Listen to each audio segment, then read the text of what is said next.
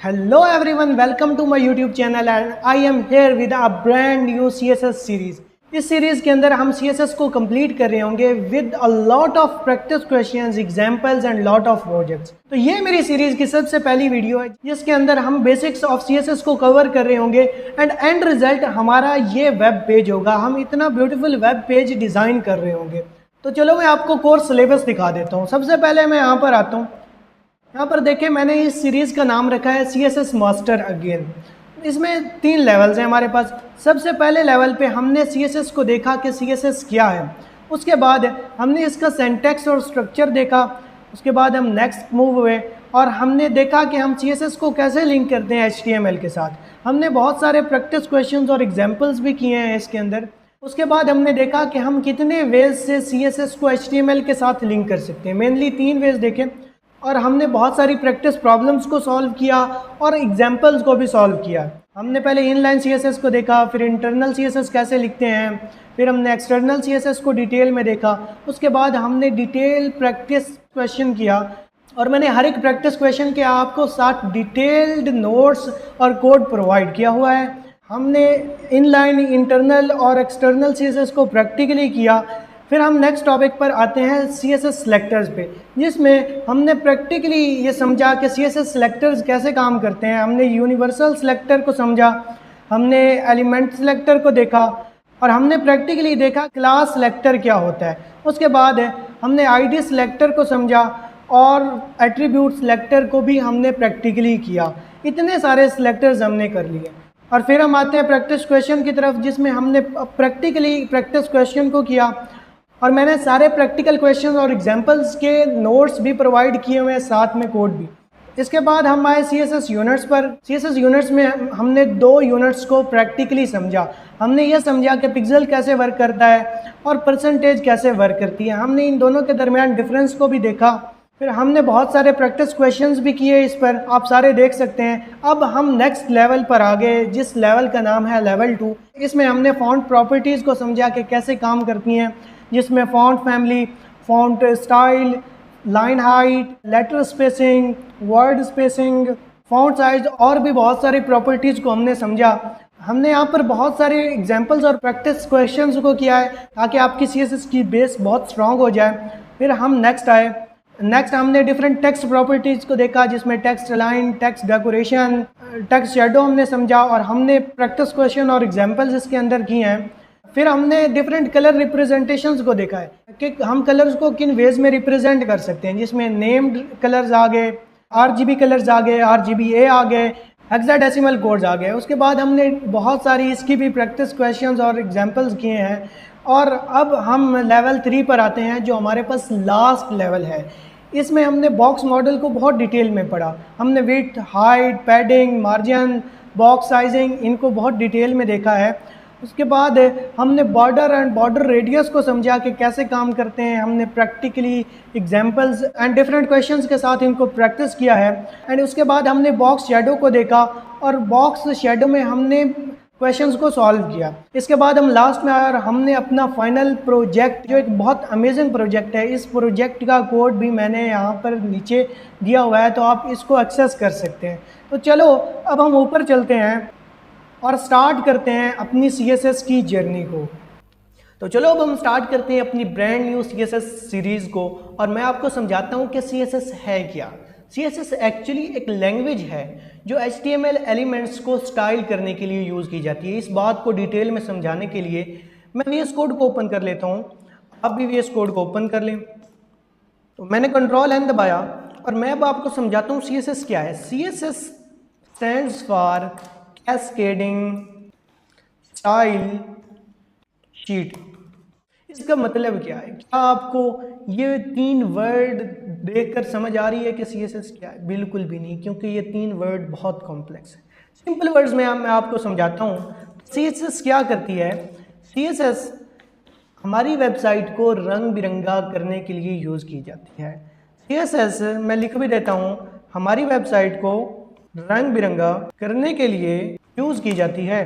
तो तो CSS हम अपनी वेबसाइट को रंग बिरंगा करने के लिए यूज़ करते हैं। मीन्स के अपनी वेबसाइट के अंदर HTML एलिमेंट्स को डिफरेंट स्टाइल्स देने के लिए, डिफरेंट विजुअल मॉडिफिकेशंस को ऐड करने के लिए, डिफरेंट कलर्स को ऐड करने के लिए हम यूज़ करते हैं।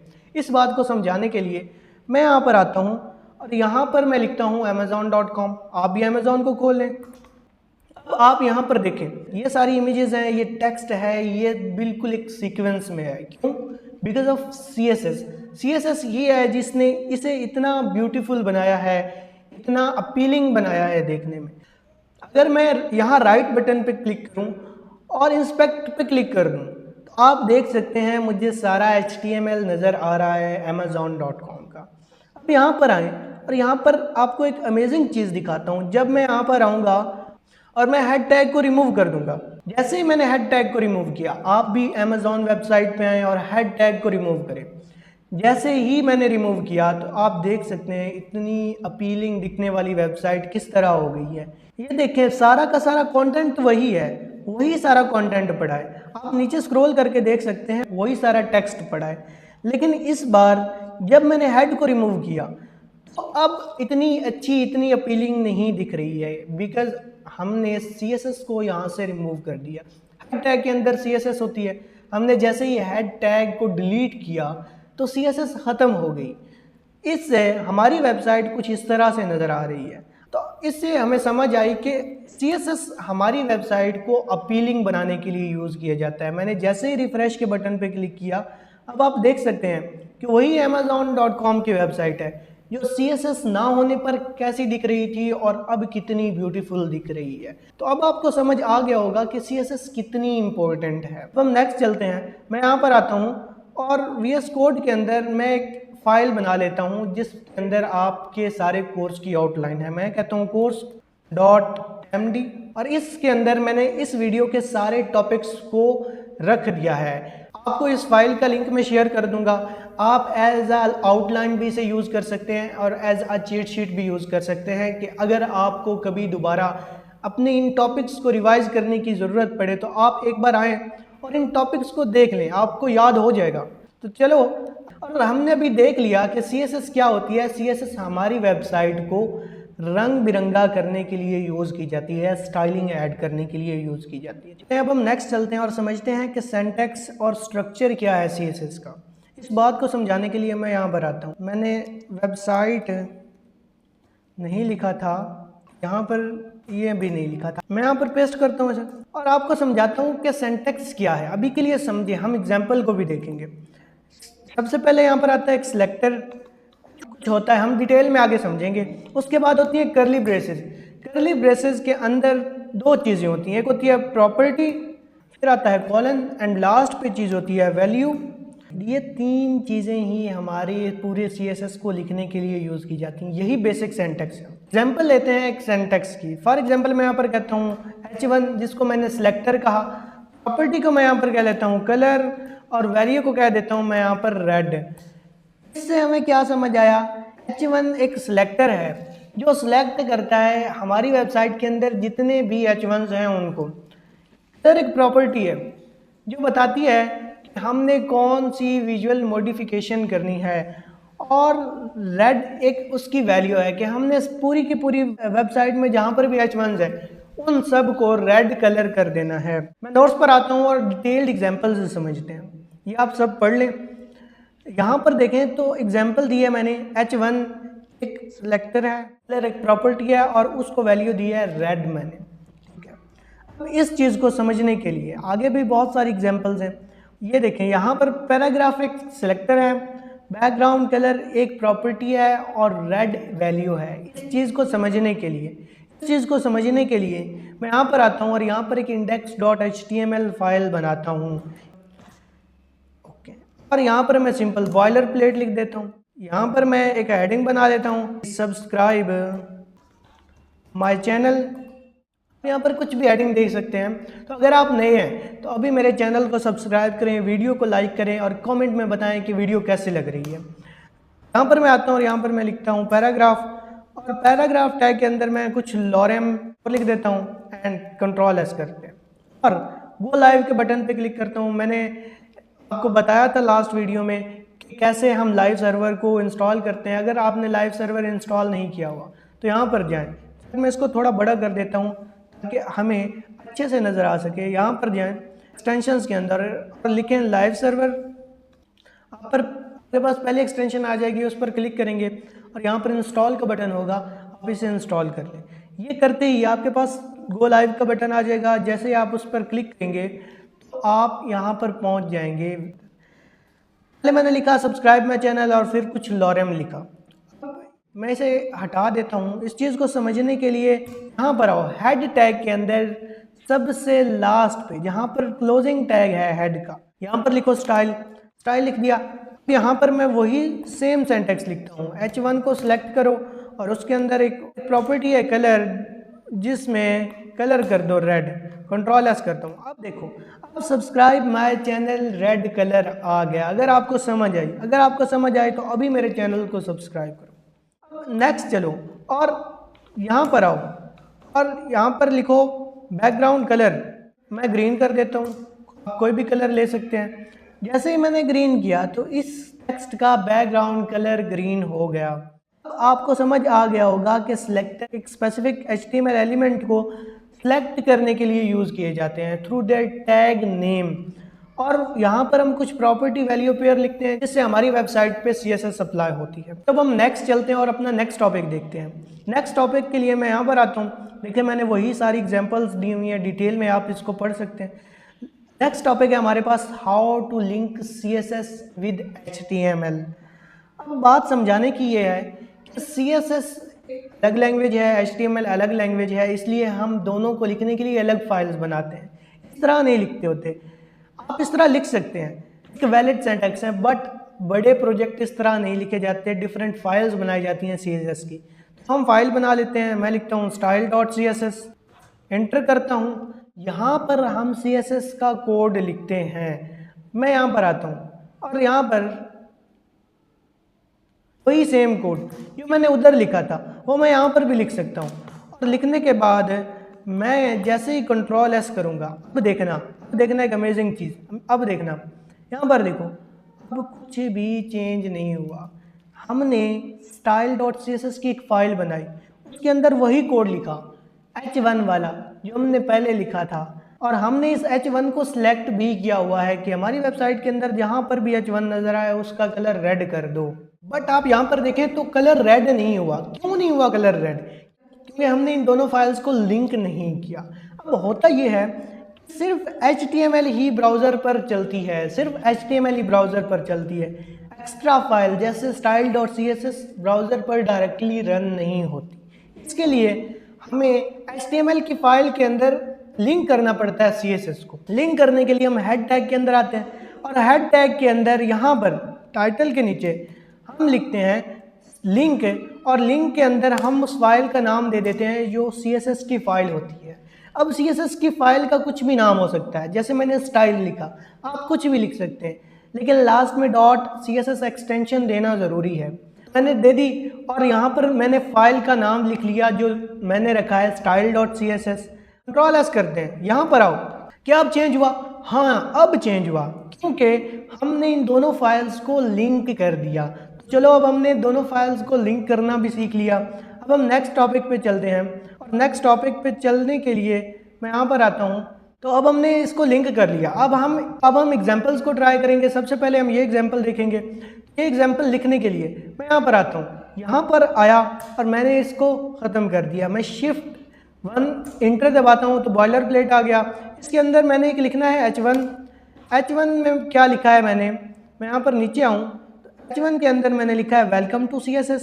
मैं इसको कॉपी कर लेता हूँ और मैं यहाँ पर लिख देता हूँ वेलकम टू CSS। फिर मैंने एक पैराग्राफ लिखा है और पैराग्राफ के अंदर मैंने क्या किया, मैंने लिखा learning CSS step by step. Control C किया और मैं यहाँ पर आया। यहाँ पर मैंने जैसे ही लिखा, अब अगर हम यहाँ पर आएँ देखें कुछ इस तरह से शो हो रही है। कभी कभार हमें शो नहीं होती तो कंट्रोल R को प्रेस किया करें, हमें कंटेंट शो हो जाएगा। ये हमारी HTML थी। अब हमने CSS को इसके अंदर लिंक करना है। लिंक करने के लिए मैंने क्या किया, मैं दोबारा एक CSS फाइल बनाता हूँ। मैंने यहाँ पर लिखा style.css, एंटर कर दिया। H1 बनाओ, उसका कलर कर दो रेड, आप कोई भी कलर दे सकते हैं, ठीक है।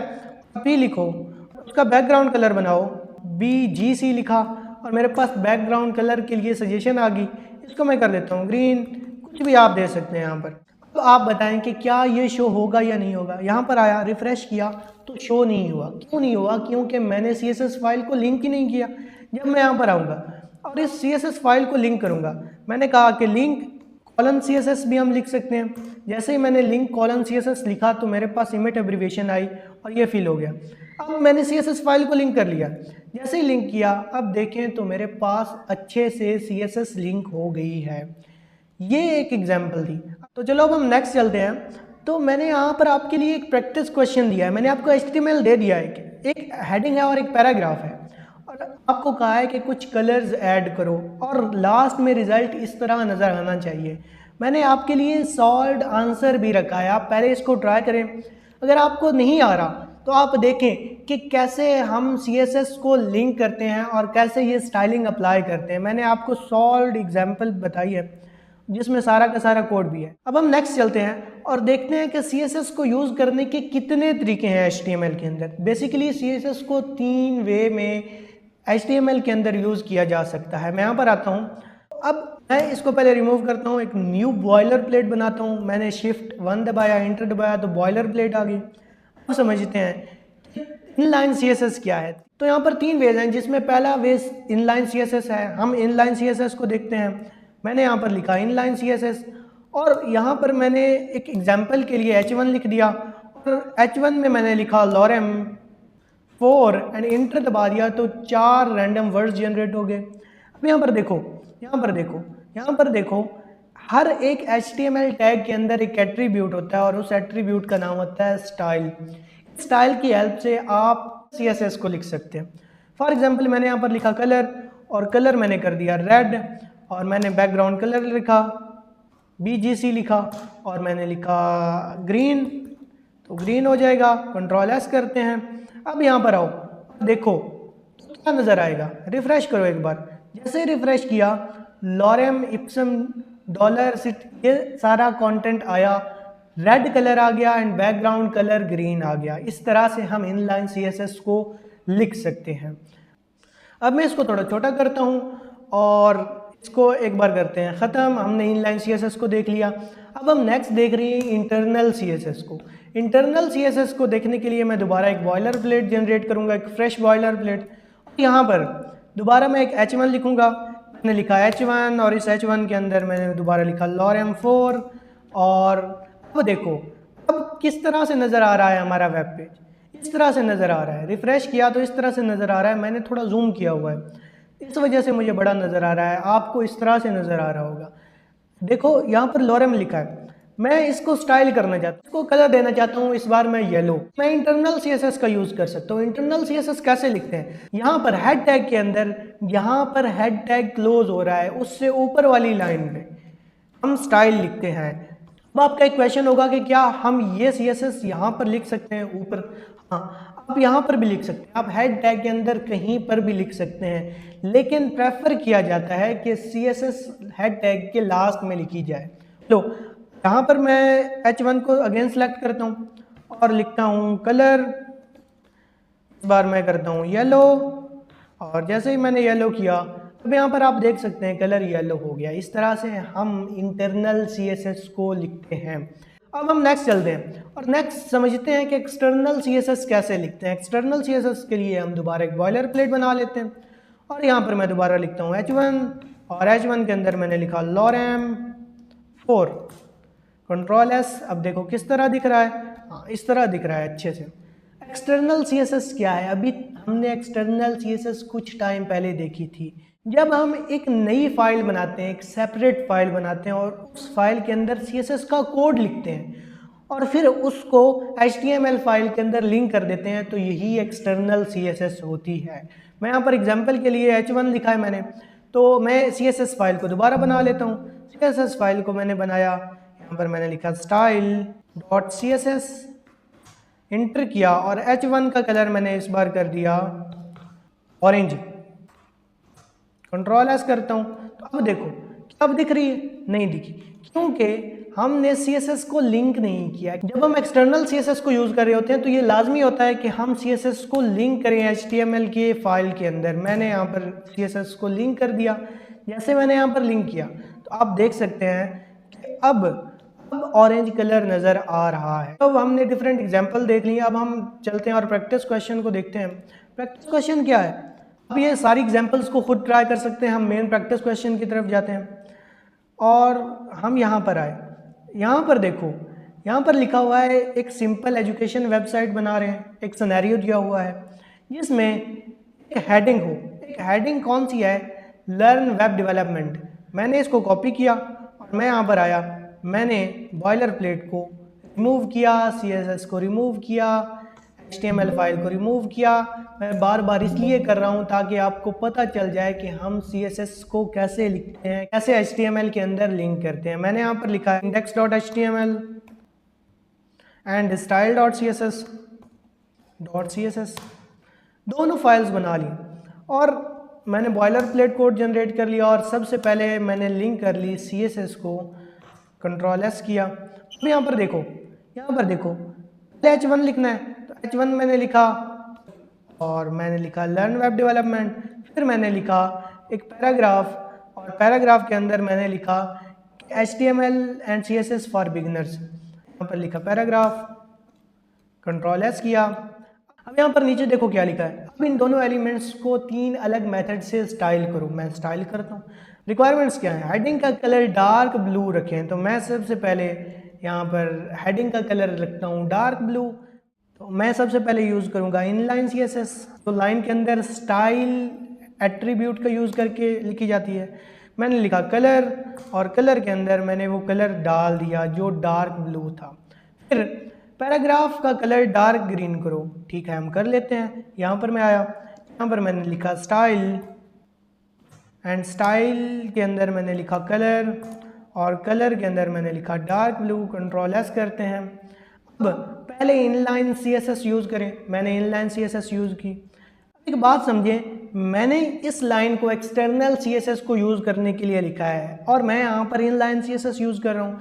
तो मैं इस लाइन को एक बार के लिए कमेंट कर देता हूँ। जब हम एक्सटर्नल CSS को यूज़ करेंगे तब हम इस लाइन को दोबारा लिख लेंगे। इनफैक्ट मैं इसको रिमूव कर देता हूँ ताकि आप कंफ्यूज ना हो। इनलाइन CSS में हमने किसी फाइल को लिंक नहीं करना होता क्योंकि हमारा सारा स्टाइल एट्रीब्यूट के अंदर होता है।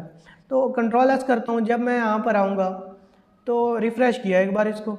जैसे मैंने इसको रिफ़्रेश किया अब ये डार्क ब्लू दिख रहा है, ये डार्क ग्रीन दिख रहा है। Very good. अब नेक्स्ट चलते हैं। इधर आए। सबसे पहले हमने इनलाइन CSS को यूज़ किया। अब हम यूज़ करते हैं अपनी इंटरनल CSS को। देखिए एंड रिज़ल्ट सेम है, एंड रिज़ल्ट बिल्कुल सेम है।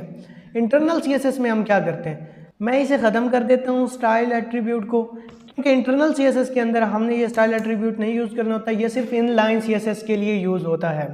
अब मैं इंटरनल CSS लिखने के लिए यहाँ पर लिखता हूँ स्टाइल टैग। मैं वही सेम स्टाइल करूँगा। मैं H1 को सिलेक्ट करूँगा और मैं इसका कलर कर दूँगा डार्क ब्लू। मैं पैराग्राफ को सिलेक्ट करूँगा और पैराग्राफ का मैं कलर कर दूँगा डार्क ग्रीन।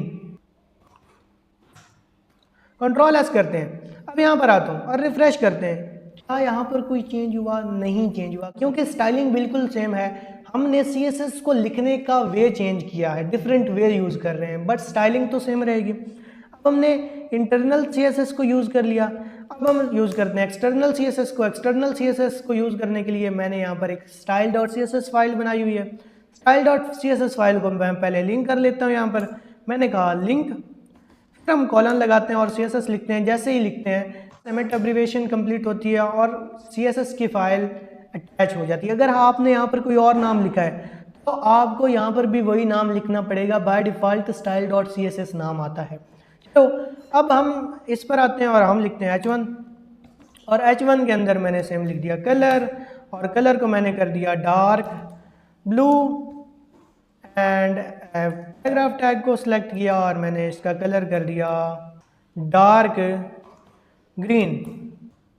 Ctrl+S किया। अब यहाँ पर आओ, अब भी कोई चेंज नहीं हुआ क्योंकि हमने यहाँ पर CSS को पहले ही लिंक कर लिया था। चलिए अब हमने ये 3 वे देख लिए। CSS को लिंक करने के साथ में प्रैक्टिस क्वेश्चन भी कर लिया। इसका सारा का सारा आपको कोड भी मिल जाएगा, तो उसकी परेशानी की बात नहीं है। तो चलो अब हम नेक्स्ट चलते हैं। अब हम देखते हैं कि CSS के अंदर सिलेक्टर्स क्या होते हैं और कैसे लिखे जाते हैं। तो चलो अब मैं यहाँ पर आता हूँ और CSS फाइल के अंदर आते हैं और मैं इस कोड को सारे को ख़त्म कर देता हूँ। यहाँ पर मैं वो सारी आउटलाइन लिख रहा हूँ जो हमने कवर करनी है। हमने क्या क्या कवर किया है, हमने इतना सारा अभी तक कवर कर लिया है। अब हम CSS सिलेक्टर्स पे हैं। सिलेक्टर्स बेसिकली CSS के अंदर किसी भी HTML एलिमेंट को सिलेक्ट करने के लिए यूज़ किए जाते हैं। उनमें सबसे पहले हमारे पास यूनिवर्सल सिलेक्टर आता है। मैं आपको एग्जांपल से बताता हूँ यूनिवर्सल सिलेक्टर को कैसे लिखते हैं हम।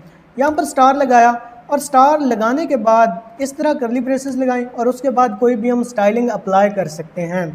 मैंने यहाँ पर फॉर एग्जांपल लिखा कलर और कलर कर दो रेड। अब क्या होगा, यूनिवर्सल सिलेक्टर क्या करता है, जितने भी HTML के एलिमेंट्स हैं पूरे के पूरे वेब पेज के अंदर उन सब पर ये स्टाइलिंग अप्लाई करता है। इसने अब क्या करना है, इसने दो एलिमेंट्स अब मेरे पास पड़े, ये H1, ये हेडिंग और ये पैराग्राफ, इन दोनों का कलर इसने रेड कर देना है। जब मैं यहाँ पर आया तो देखो अब इनका कलर रेड हो चुका है। ठीक है, चलो अब हम नेक्स्ट चलते हैं। तो आई होप कि आपको समझ आ गया होगा। हम इसको CSS बॉयलर प्लेट में यूज़ करते हैं जो हम नेक्स्ट लेक्चर के अंदर देखेंगे। तो अभी के लिए हम इसको करते हैं कमेंट आउट। अब हम नेक्स्ट चलते हैं। अब मेरे पास एलिमेंट सेलेक्टर है। हमने एलिमेंट सेलेक्टर को बहुत बार यूज़ किया हुआ है। एलिमेंट सेलेक्टर क्या है, मैं आपको एग्जांपल से बताता हूँ।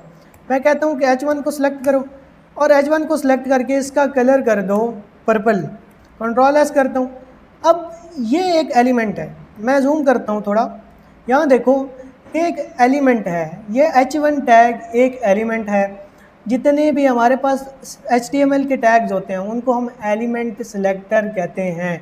इनकी हेल्प से हम किसी भी एक स्पेसिफिक एलिमेंट को डिज़ाइन कर सकते हैं। यहाँ पर एक बहुत अमेजिंग चीज़ है, मैं आपको समझाऊँ। मेरे पास यहाँ पर सिर्फ एक H1 हेडिंग थी। अगर मैं इस H1 हेडिंग को कॉपी करता हूँ और यहाँ पर नीचे भी पेस्ट कर देता हूँ तो आप देखेंगे कि जो नीचे H1 है उसके अंदर भी ये स्टाइलिंग अप्लाई हुई है। क्यों अप्लाई हुई है? क्योंकि एलिमेंट सेलेक्टर के अंदर एक ऐसी खसूसियत है कि उसने जितने भी पूरे वेब पेज पर एलिमेंट थे H1 एलिमेंट, उन सब को सिलेक्ट किया और उन सब पर उसने स्टाइलिंग अप्लाई कर दी। अगर मैं यहाँ पर आता हूँ और यहाँ पर मैं लिखता हूँ पैराग्राफ को सिलेक्ट किया और इसका बैकग्राउंड कलर कर दो इस तरह का, कंट्रोल एस करते हैं और अब देखो पैराग्राफ का भी बैकग्राउंड कलर इस तरह हो गया। लेकिन अगर मैं इस पैराग्राफ को डुप्लीकेट करता हूँ, कॉपी करके मैं यहाँ पर भी पेस्ट कर देता हूँ, मैं यहाँ पर भी पेस्ट कर देता हूँ, तो आप देखोगे कि जितने भी पैराग्राफ्स हैं उन सब पर ये स्टाइलिंग अप्लाई हो रही है। मतलब कि एलिमेंट सेलेक्टर जितने भी सारे सेम एलिमेंट्स हैं जैसे कि पैराग्राफ है या हेडिंग है या कोई और, सबको सेम स्टाइलिंग देने के लिए यूज़ किया जाता है। चलो अब हम नेक्स्ट चलते हैं। मैं इसको ख़त्म करता हूँ और अब नेक्स्ट देखते हैं कि कौन सा सिलेक्टर है हमारे पास। इसको मैं कमेंट कर लेता हूँ। नेक्स्ट देखें तो हमारे पास क्लास सिलेक्टर, ये बहुत अमेजिंग सिलेक्टर है। इसको अप्लाई करने के लिए HTML के फाइल के अंदर आएँ और ओपनिंग टैग के अंदर यहाँ पर एक एट्रीब्यूट होता है जिसका नाम है क्लास। ये HTML का एक एट्रीब्यूट है जिसका नाम क्लास है। अगर इसके अंदर हम कोई भी एक वैल्यू लिख दें, फॉर एग्जांपल मैंने यहाँ पर लिखा हेडिंग और कंट्रोल एस कर दिया, अब ये एक क्लास बन गई है हेडिंग के नाम से। मैं चाहूँ तो इस एलिमेंट को इस क्लास की हेल्प से भी एक्सेस कर सकता हूँ।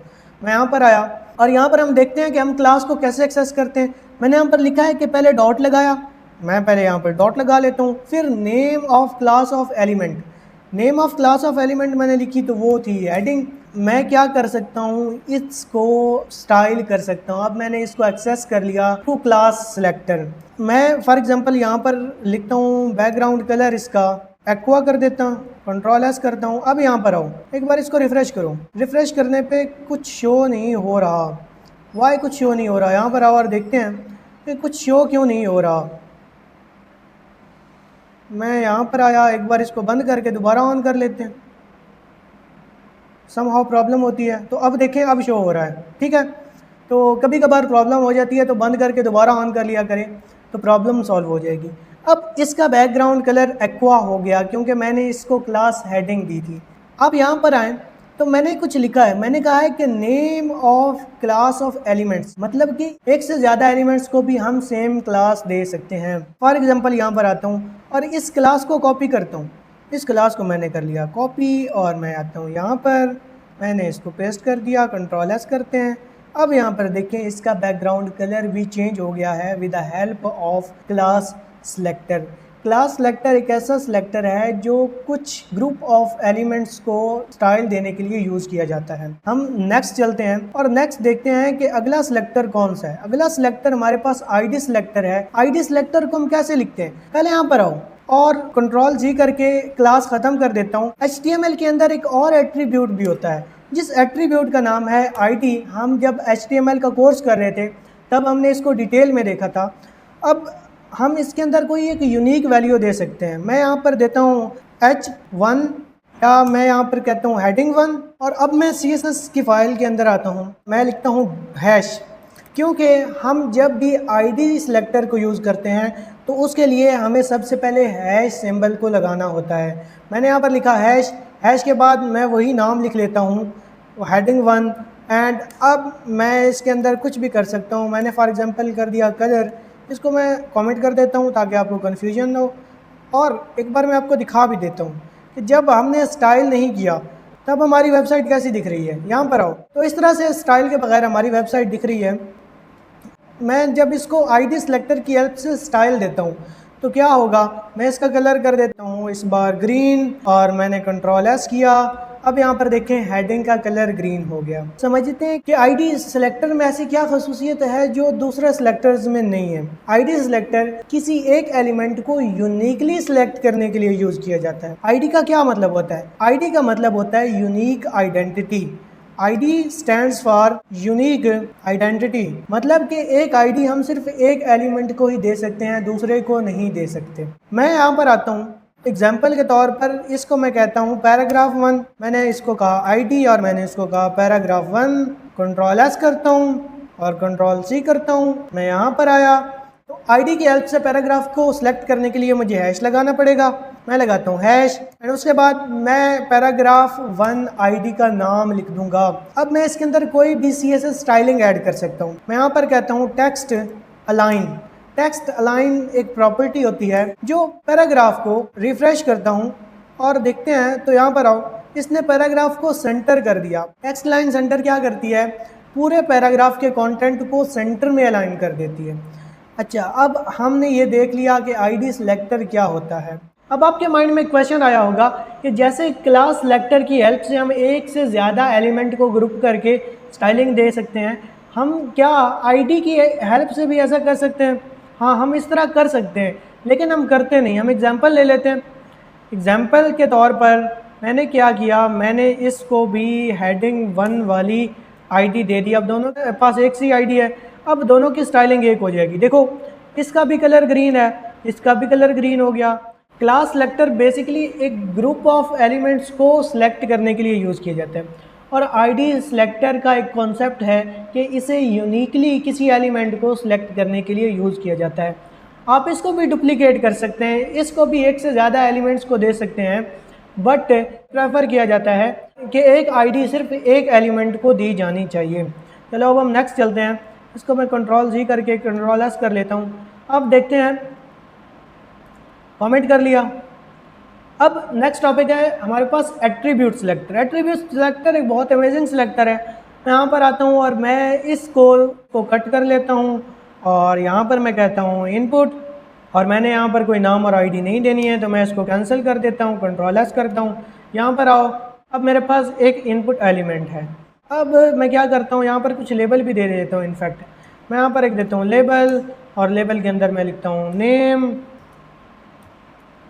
और इसके अंदर मैं डाल देता हूँ इनपुट को। यहाँ से फार को ख़त्म कर देते हैं, कंट्रोल एस करता हूँ।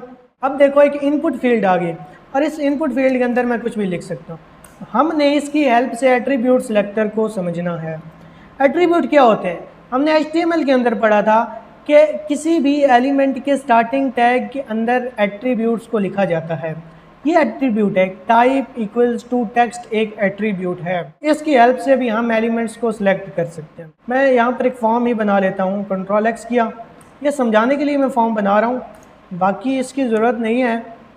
तो मैंने यहाँ पर क्या किया, कंट्रोल वी कर दिया और दोबारा मैं करता हूँ कंट्रोल वी एंड दोबारा मैं करता हूँ control we, control S, class, और इसको मैं कह देता हूँ ईमेल ये मैं आपको समझाने के लिए कर रहा हूँ।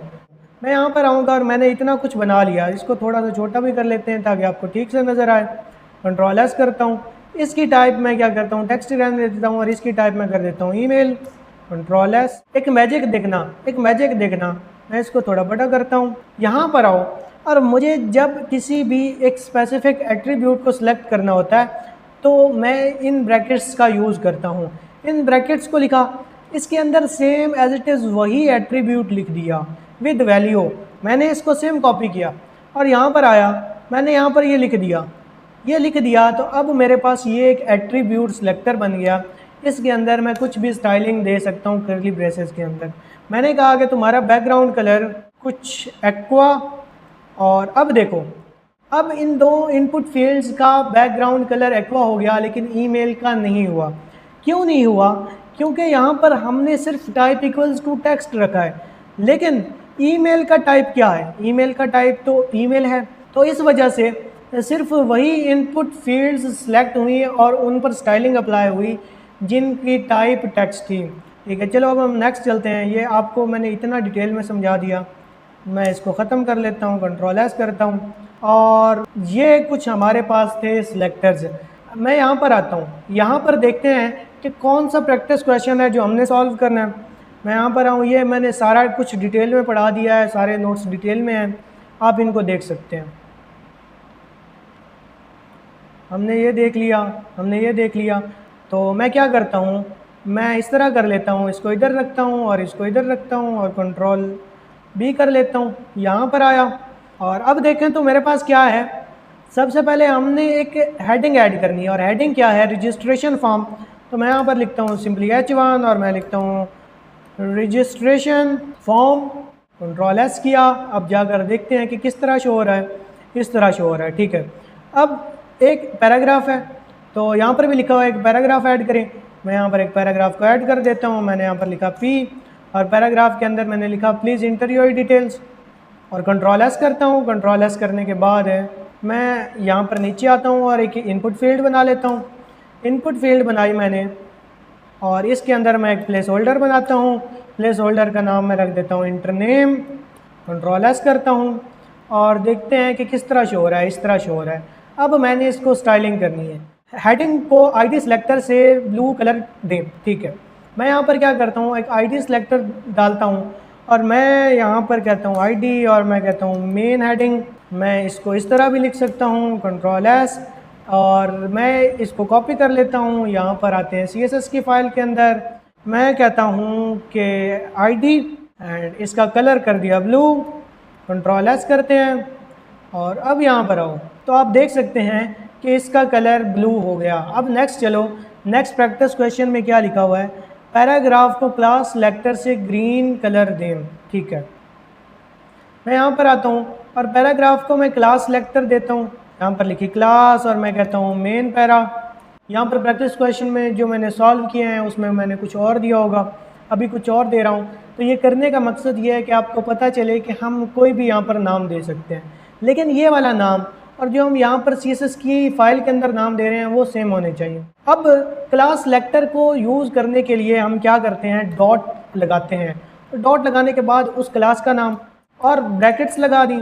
अब हम यहाँ पर कोई भी स्टाइलिंग कर सकते हैं। मैंने यहाँ पर करना है कलर, जिसका करना है ग्रीन।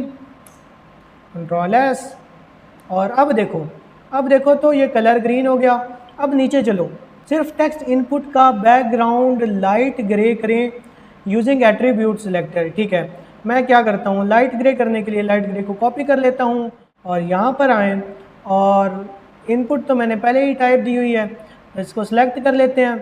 सिलेक्ट करने के लिए मैं क्या करता हूँ, यहाँ पर बड़ी ब्रैकेट्स लगाता हूँ और मैं लिखता हूँ टाइप इक्वल्स टू टेक्स्ट। ये है हमारा एट्रीब्यूट सिलेक्टर, जिससे हम एक स्पेसिफिक एट्रीब्यूट सिलेक्ट हो गया जिसकी टाइप टेक्स्ट है और इसका बैकग्राउंड कलर मैं कर देता हूँ कुछ इस तरह का लाइट ग्रे। कंट्रोल एस किया और अब हम देखते हैं। तो अब आप देख सकते हैं कि जिस तरह ये प्रैक्टिस क्वेश्चन है उसी तरह से मेरी आउटपुट भी आ गई। चलो अब हम नेक्स्ट चलते हैं और नेक्स्ट हम देखते हैं कि नेक्स्ट क्या है। नेक्स्ट है ऑपरेटर प्रेसिडेंस। ऑपरेटर प्रेसिडेंस को समझने के लिए मैं आपको एक छोटी सी एग्जांपल देता हूँ। एग्जांपल ये है कि मैं यहाँ पर आता हूँ और इसको ख़त्म कर देते हैं। और अब यहाँ पर एक हेडिंग ले लेता हूँ H1 और जिसके अंदर मैं लिखता हूँ कुछ लॉरेम, इसको बड़ा करते हैं लॉरेम 6, कंट्रोल एस करता हूँ और अब देखें हमारे पास कुछ इतना एक टेक्स्ट आ गया है। मैं इसको थोड़ा छोटा कर लेता हूँ, ठीक है। चलो अब मैं आपको एक अमेजिंग चीज़ दिखाता हूँ। मैं इस H1 को एक यूनिक आईडी भी दे सकता हूँ। मैंने क्या किया, यहाँ पर मैंने लिखा आईडी और आईडी के अंदर मैंने लिखा हेडिंग और यहाँ पर मैंने लिखा क्लास कंटेंट। आप कुछ भी यहाँ पर लिख सकते हैं। तो मैंने अब यहाँ पर कंटेंट लिख दिया, इसको मैंने आईडी भी दे दी, क्लास भी दे दी और इसके पास एक एलिमेंट सिलेक्टर भी है। यहाँ पर आओ, यहाँ पर आओ, तो हमने जो मेन पढ़े हैं उसमें सबसे इम्पोर्टेंट ये वाले सिलेक्टर्स हैं जिसके अंदर आईडी है, क्लास है, टैग का नाम है और यूनिवर्सल सिलेक्टर भी शामिल है। तो मैं यहाँ पर आता हूँ और यहाँ पर मैं कुछ इस तरह लिखता हूँ, ये है यूनिवर्सल सिलेक्टर। ये कहता है कि कलर कर दो येलो, कंट्रोल एस कर दिया। नेक्स्ट सेलेक्टर में यूज़ करता हूँ एलिमेंट सेलेक्टर H1 जिसमें मैंने टैग का नाम लिख दिया H1 और ये भी कहता है कि भाई तुम कलर कर दो इस H1 का एक्वा, कंट्रोल एस करो। और यहाँ पर देखो तो मैंने इसको एक स्पेसिफिक क्लास भी दी है। क्लास को कॉपी कर लेता हूँ और क्लास को कॉपी करने के बाद क्लास को लिखने के लिए यहाँ पर डॉट लिखते होते हैं और मैं क्लास का नाम लिख देता हूँ और मैं इस बार कहता हूँ कि तुम्हारा कलर हो जाए ग्रीन, कंट्रोल एस कर दिया मैंने। अब नेक्स्ट चलो, और मैंने एक आईडी भी दी है तो मैं आईडी भी यहाँ पर कॉपी कर लेता हूँ और आईडी लिखने के लिए हम क्या करते हैं, हम हैश का यूज़ करते हैं। मैंने हैश लिख दिया, आईडी का नाम लिख दिया और मैं कहता हूँ कि तुम्हारा कलर हो जाए रेड और कंट्रोल एस करता हूँ। अब तुम बताओ कि यूनिवर्सल सिलेक्टर के अंदर भी हेडिंग आती है क्योंकि यूनिवर्सल सिलेक्टर सारे टैग्स को सिलेक्ट कर लेता है। उसके बाद H1 टैग भी है ये जो मैंने यहाँ पर लिखा है जिसका कलर मैंने कर दिया है एक्वा। कंटेंट है जो इसी एलिमेंट की आईडी है, इस एक स्पेसिफिक एलिमेंट की आईडी है कंटेंट। चलो अब हम नेक्स्ट चलते हैं। आईडी सिलेक्टर भी इसी एक एलिमेंट को सिलेक्ट करता है। जब ऐसी सिचुएशन आती है कि एक से ज़्यादा सिलेक्टर्स एक एलिमेंट को सिलेक्ट करने के लिए यूज़ किए जाते हैं तब हमारे पास प्रेसिडेंस आती है। प्रेसिडेंस मीन्स के सबसे ज़्यादा किसकी बात सुनी जाएगी, सबसे ज़्यादा किसका ऑरा है। अब इनमें से गेस करो कि कौन सा कलर अप्लाई होगा। यहाँ पर मैं आता हूँ और देखता हूँ तो रेड कलर अप्लाई हुआ। रेड कलर अप्लाई होने का मेन मोटिव क्या था, मेन मकसद क्या था? क्या इसका ये मकसद था कि ये सबसे लास्ट में लिखा हुआ है तो इसलिए ये आया? नहीं। अगर मैं इसको कट कर लेता हूँ और यहाँ पर लिखता हूँ और कंट्रोल एस कर देता हूँ, फिर देखना फिर भी वही रेड कलर है। बाकी सारे भी तो कलर्स लिखे हैं लेकिन बाकी सारे कलर्स क्यों नहीं अप्लाई हुए? Because of precedence. प्रेसिडेंस यहाँ पर देखो, सबसे ज़्यादा हमारे पास आईडी की प्रेसिडेंस होती है जो हैश के ज़रिए लिखा जाता है। उसके बाद क्लास की प्रेसिडेंस होती है जो डॉट की हेल्प से लिखा जाता है। उसके बाद आते हैं टैग्स के नाम्स जिनको हम सेलेक्ट करते हैं एंड लास्ट में यूनिवर्सल सिलेक्टर आता है सितारा। ये यूनिवर्सल सिलेक्टर है जिसकी सबसे कम प्रेसिडेंस है। ठीक है, चलो अब हम नेक्स्ट चलते हैं। हमने प्रेसिडेंस भी देख ली तो अब हम नेक्स्ट चलते हैं और CSS यूनिट्स को देखते हैं। यहाँ पर आए तो आपको ये सारा का सारा कोड मिल जाएगा जो भी हमने प्रैक्टिस की है और आप इसको ख़ुद भी इम्प्लीमेंट कर सकते हैं। CSS यूनिट्स क्या होते हैं? CSS यूनिट्स हम यहाँ से पढ़ भी लेते हैं कि CSS यूनिट्स वैल्यू डिफ़ाइन करने के लिए यूज़ होती हैं। कौन सी वैल्यूज़ को डिफ़ाइन करने के लिए यूज़ होती हैं कि कितनी हमने विड्थ देनी है, कितनी हाइट देनी है, कितनी पैडिंग देनी है, कितना बॉर्डर हमने देना है। अब इस वीडियो के अंदर, इस स्पेसिफिक वीडियो के अंदर मैंने सिर्फ बेसिक 2 CSS यूनिट्स को देखा है जिसमें एक पिक्सल है और एक परसेंटेज है। पिक्सल किसके लिए यूज़ होता है? पिक्सल क्या होता है? एक फिक्स्ड यूनिट होता है। फिक्स्ड यूनिट कैसे? अगर मैं आपको एग्जांपल दूं और मैं आपको बताऊं यहाँ पर आओ, यहाँ पर आओ, तो क्या तुम्हें यहाँ पर कुछ फील हो रहा है? यहाँ पर छोटे छोटे डॉट्स हैं, यहाँ पर छोटे छोटे डॉट्स हैं। इन छोटे छोटे डॉट्स को ही हम पिक्सेल्स कहते हैं और इन पिक्सेल्स की हेल्प से हम किसी भी एक स्पेसिफिक एलिमेंट को हाइट और विड्थ दे सकते हैं। इसको प्रैक्टिकली समझते हैं। यहाँ पर आता हूँ, पिक्सेल्स देखते हैं। अब मैं इसी एग्जांपल को लेता हूँ जो मेरे अभी सामने आ गई है, तो मैं यहाँ पर कमेंट कर लेता हूँ इसको और इसको थोड़ा छोटा भी कर लेते हैं ताकि हमें ठीक से नज़र आए। मैं इसको वर्ड रैप भी कर लेता हूँ और वर्ड रैप करते ही ये कुछ इस तरह से नज़र आने लगा। इसको ख़त्म करता हूँ मैं, क्योंकि अब अभी हमने ये समझ लिया है। मैंने यहाँ पर एक डिव बनाई, एंटर करता हूँ और इस डिव को अब हम स्पेसिफिक आईडी या क्लास भी दे सकते हैं। मैंने यहाँ पर एक क्लास दे दी जिसका नाम मैंने रखा बॉक्स। कंट्रोल एस करता हूँ और इसके अंदर मैंने कुछ लिख दिया, मैंने फॉर एग्जांपल बॉक्स ही लिख दिया। तो अब यहाँ पर आओ और देखते हैं कि क्या शो हो रहा है। ये हमारे पास शो हो रहा है, क्यों शो हो रहा है? क्योंकि हमने यहाँ पर कमेंट नहीं किया था, इसी वजह से ये शो हो रहा है। और मैंने कर दिया इसको कमेंट। अब देखें तो अब हमारे पास ये वही ब्लैक एंड वाइट जो सिंपल HTML होता है उसी के अंदर शो हो रहा है। मैं यहाँ पर आता हूँ, यहाँ पर मैंने बॉक्स दे दिया। अब देखें मैं इस बॉक्स को सिलेक्ट कर सकता हूँ। इस बॉक्स को सिलेक्ट करने के लिए मैं इसी पार्ट के अंदर आता हूँ, मैं लिखता हूँ बॉक्स और डॉट बॉक्स लिखने के बाद मैं इसकी स्पेसिफिक हाइट दे सकता हूँ। मैंने कहा हाइट और मैं देता हूँ 100 पिक्सल्स और मैं कहता हूँ विड्थ, मैं कहता हूँ 200 पिक्सल्स। और कुछ इसको बैकग्राउंड कलर भी दे देते हैं ताकि हमें पता चल सके कि इसको कितनी हाइट और विड्थ मिली है। आपको कुछ इतना छोटा ये नज़र आ रहा होगा, आप इसकी हाइट और विड्थ बढ़ा सकते हैं। मैंने जस्ट इसको जूम इन किया हुआ है ताकि आपको अच्छे से नज़र आ सके। तो मैं यहाँ पर आया और अब यहाँ पर देखें, जैसे ही मैं इस पिक्सल्स को कम और ज़्यादा करता हूँ, जैसे ही मैंने इनको कम या ज़्यादा किया, मैं इसको थोड़ा छोटा कर लेता हूँ। अब अगर मैं चाहूँ कि इसकी हाइट मैं 500 पिक्सल करना चाहता हूँ, मैंने यहाँ पर 500 लिखा, तो यहाँ पर गिने जाएंगे कितने पिक्सल्स हैं, जितने पिक्सल्स 500 बनेंगे उतनी मेरे पास हाइट आ जाएगी। मैं इसको विड्थ भी दे सकता हूँ, मैं इसको विड्थ दे दूँ for example 300 and control S किया तो मेरे पास 300 पिक्सल्स की विड्थ आ गई। इस तरह से हम पिक्सल्स को यूज़ करते हैं किसी भी HTML एलिमेंट के साइज़ को कंट्रोल करने के लिए, हाइट विड्थ देने के लिए, मार्जिन पैडिंग देने के लिए। तो अब हमने पिक्सल्स को डिटेल में समझ लिया। आपके पास ये कुछ प्रैक्टिस क्वेश्चन है जो मैंने आपको अभी करवा दिया है। हम नीचे चलते हैं। परसेंटेज CSS यूनिट क्या है? परसेंटेज CSS यूनिट अपने पेरेंट के हिसाब से विड्थ और हाइट को एडजस्ट करने के लिए यूज़ किया जाता है। मैं एग्जांपल देता हूँ आपको जिससे आपको ठीक से समझ आ जाएगा। इनफैक्ट हम यही बनाने की कोशिश करते हैं। यहाँ पर आता हूँ मैं और यहाँ पर बॉक्स मैंने बनाया हुआ है और मैं इसको कंट्रोल X कर देता हूँ, इसके अंदर एक और डिव बनाता हूँ। तो HTML मेरे लिए एक डिव बना देगा जिसकी क्लास ये होगी। मैं इसको थोड़ा छोटा भी कर लेता हूँ ताकि आपको ठीक से नज़र आए और मैं यहाँ पर इंटर करता हूँ। तो अब देखो उस क्लास के नाम से एक डिव बन गई, इसके अंदर मैं वो वाला बॉक्स पेस्ट कर देता हूँ। अब देखना ये जो है ऊपर वाला ये पेरेंट है, नीचे वाला चाइल्ड है।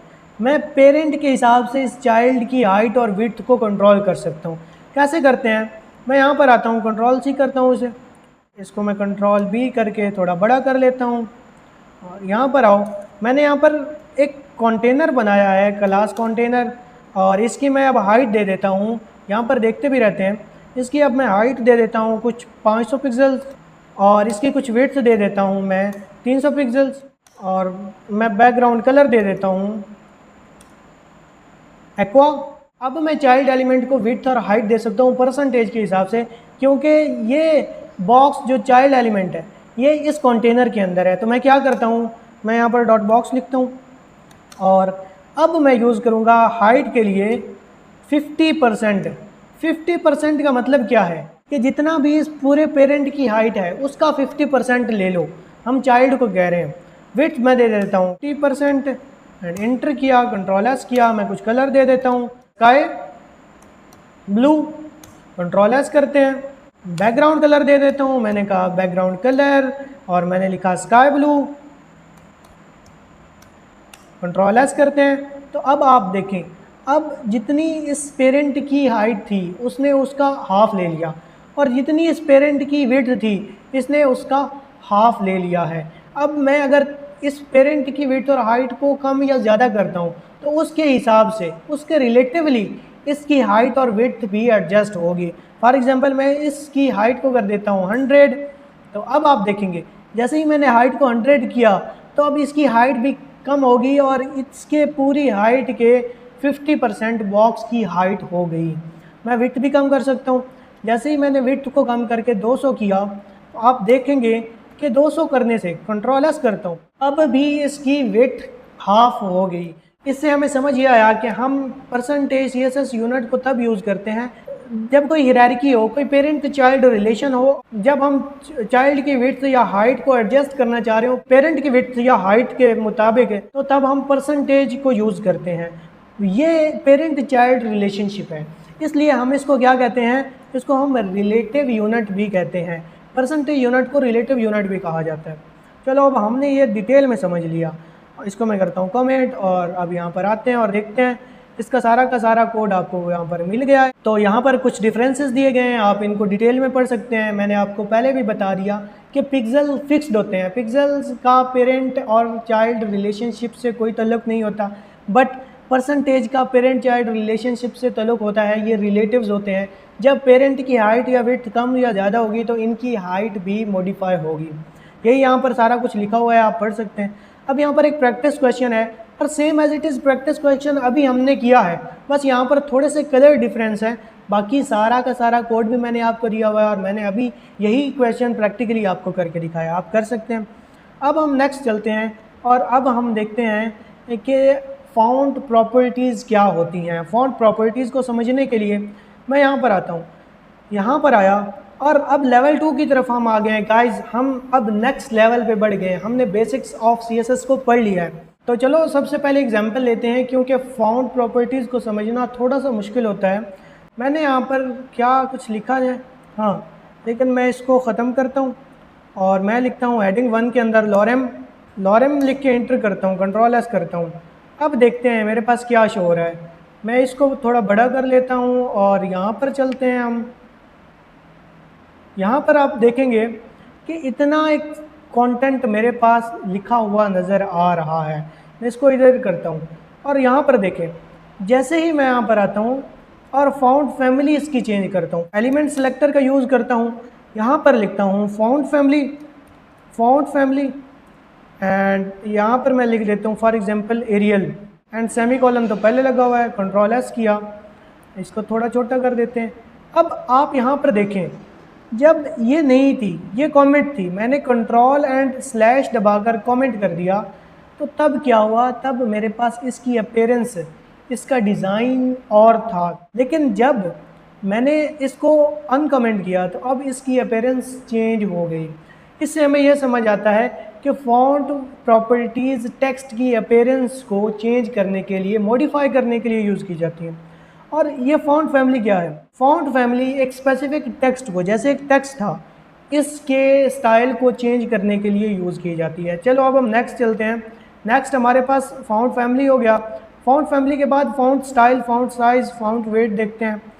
तो चलो अब हम नेक्स्ट समझते हैं फ़ॉन्ट स्टाइल को। फ़ॉन्ट स्टाइल को समझने के लिए मैं हेडिंग के साथ भी फ़ॉन्ट स्टाइल को समझा सकता हूँ, लेकिन मैं डिफरेंट एग्जांपल्स ट्राई करना चाहता हूँ ताकि आपको और ज़्यादा प्रैक्टिस करने का मौका मिले। तो मैंने यहाँ पर क्या किया, मैं अब इसको बड़ा कर लेता हूँ। अब मैंने एक पैराग्राफ लिखा और पैराग्राफ के अंदर मैंने लिखा लॉरेम एंड इंटर किया तो मेरे पास इतना टेक्स्ट आ गया, इतना मेरे पास टेक्स्ट आ गया, मैंने इसको जूम कर लिया। अब फ़ॉन्ट स्टाइल को समझते हैं। फ़ॉन्ट स्टाइल हमारे पास डिफरेंट टाइप्स का होता है। मैं फॉर एग्जांपल यहाँ पर एक एलिमेंट सेलेक्टर P का यूज़ करता हूँ और यहाँ पर मैं यहाँ पर लिखता हूँ फ़ॉन्ट स्टाइल एंड लिखता हूँ इटैलिक। अब फ़ॉन्ट स्टाइल 3 डिफरेंट वेज में लिखा जाता है। सबसे पहले एक इटैलिक होता है, एक होता है ऑब्लिक और एक होता है नॉर्मल। मैं इन तीनों को आपका डिफरेंस बताता हूँ। सबसे पहले हम देखते हैं इटैलिक। जब हमने इटैलिक देखा, यहाँ पर आओ, पहले कुछ टेक्स्ट और था, यहाँ पर तुम देख सकते हो क्या, मैंने इसको कमेंट किया, अब देखना अब इसका स्टाइल और हो गया। लेकिन जब मैंने इसको अनकमेंट किया, देखना ये थोड़ा टिल्ड हो गया, ये हमारे पास इटैलिक करता है। ऑब्लिक भी बिल्कुल same as it is italic की तरह ही काम करता है, ये भी थोड़ा टिल्ड वे में कंटेंट को दिखाने के लिए यूज़ किया जाता है। आप यहाँ पर देख सकते हैं। एक नॉर्मल होता है। नॉर्मल क्या करता है, नॉर्मल एक सिंपल टेक्स्ट को जिस तरह ओरिजिनल टेक्स्ट होता है उसको दिखाने के लिए यूज़ किया जाता है। हम कुछ कंडीशंस लगा सकते हैं जावास्क्रिप्ट जब हम पढ़ेंगे कि किस टाइम हमारे पास इटैलिक शो होना चाहिए, किस टाइम हमारे पास नॉर्मल शो होना चाहिए, तो हम वहाँ पर इसको यूज़ कर रहे होंगे। अब मैं इसको कमेंट कर देता हूँ। अब हम नेक्स्ट चलते हैं, फ़ॉन्ट साइज़ को देखते हैं। तो फ़ॉन्ट साइज़ को देखने के लिए मैं क्या करता हूँ, मैं इस लाइन को सिंपल ख़त्म कर दूँगा और यहाँ पर मैं फ़ॉन्ट साइज़ लिखूँगा। मैं लिखता हूँ यहाँ पर फ़ॉन्ट साइज़। फ़ॉन्ट साइज़ क्या करता है, फ़ॉन्ट साइज़ इस टेक्स्ट के साइज़ को छोटा बड़ा करने के लिए यूज़ किया जाता है और इसको हम मेजरली पिक्सल्स में दे रहे होते हैं। मैंने यहाँ पर फ़ॉन्ट साइज़ लिख दिया और फ़ॉन्ट साइज़ को फॉर एग्जांपल मैं यहाँ पर 15 पिक्सल्स करता हूँ। जैसे मैंने 15 पिक्सल्स किया, आप देखना थोड़ा छोटा हो गया। जैसे मैं इसको अब 10 पिक्सल्स करता हूँ तो ये और छोटा हो जाएगा। देखिए अब ये और छोटा हो गया है।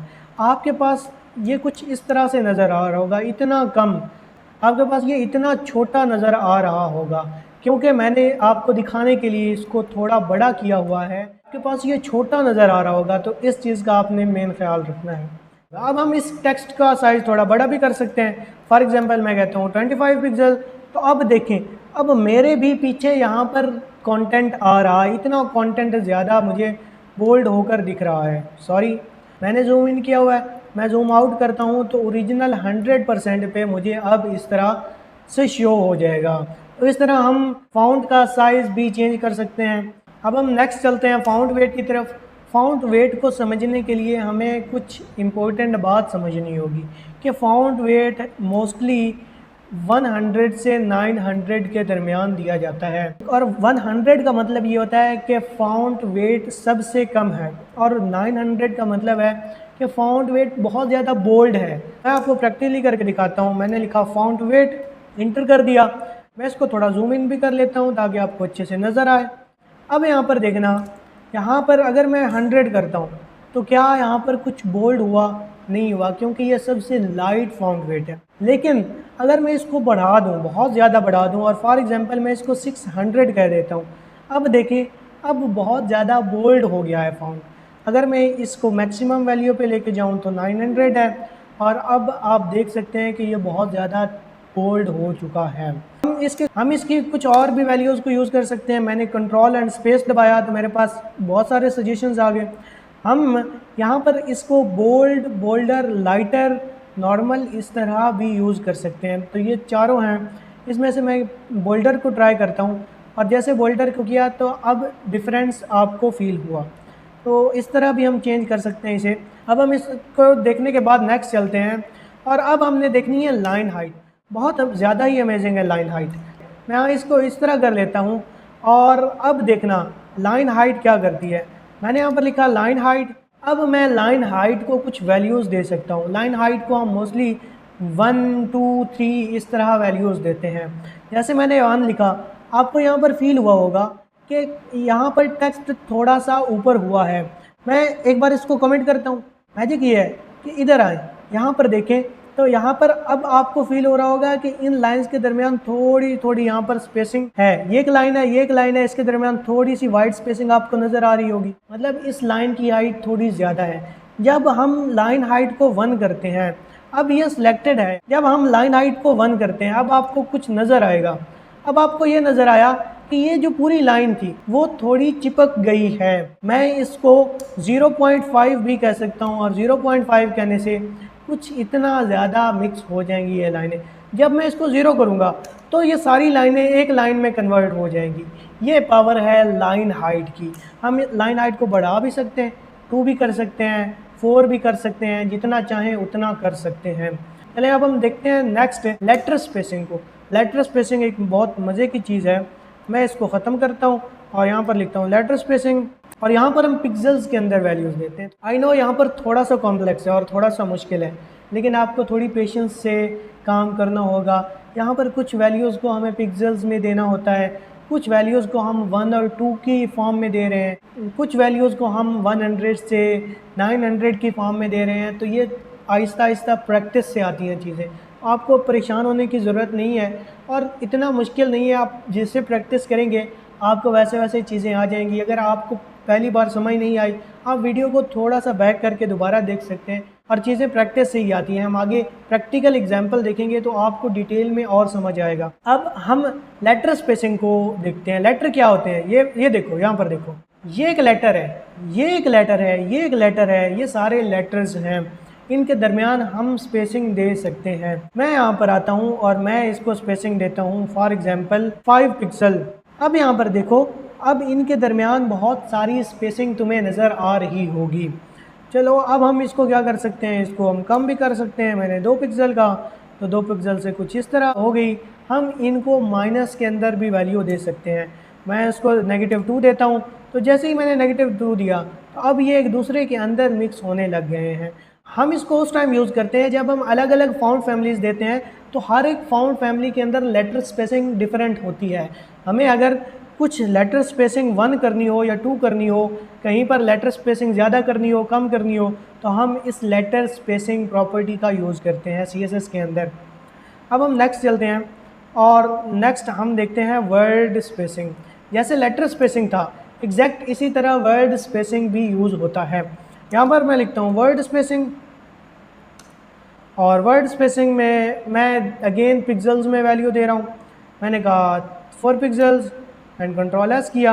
अब देखें तो आपको फील हो रहा होगा इन वर्ड्स के दरमियान थोड़ी स्पेसिंग आ गई। अगर मैं यहाँ पर 10 पिक्सल्स कर दूँ, यहाँ पर देखना मैंने किया 10 पिक्सल्स, जैसे ही मैंने 10 पिक्सल्स किया तो अब इनके दरमियान और स्पेसिंग आ गई।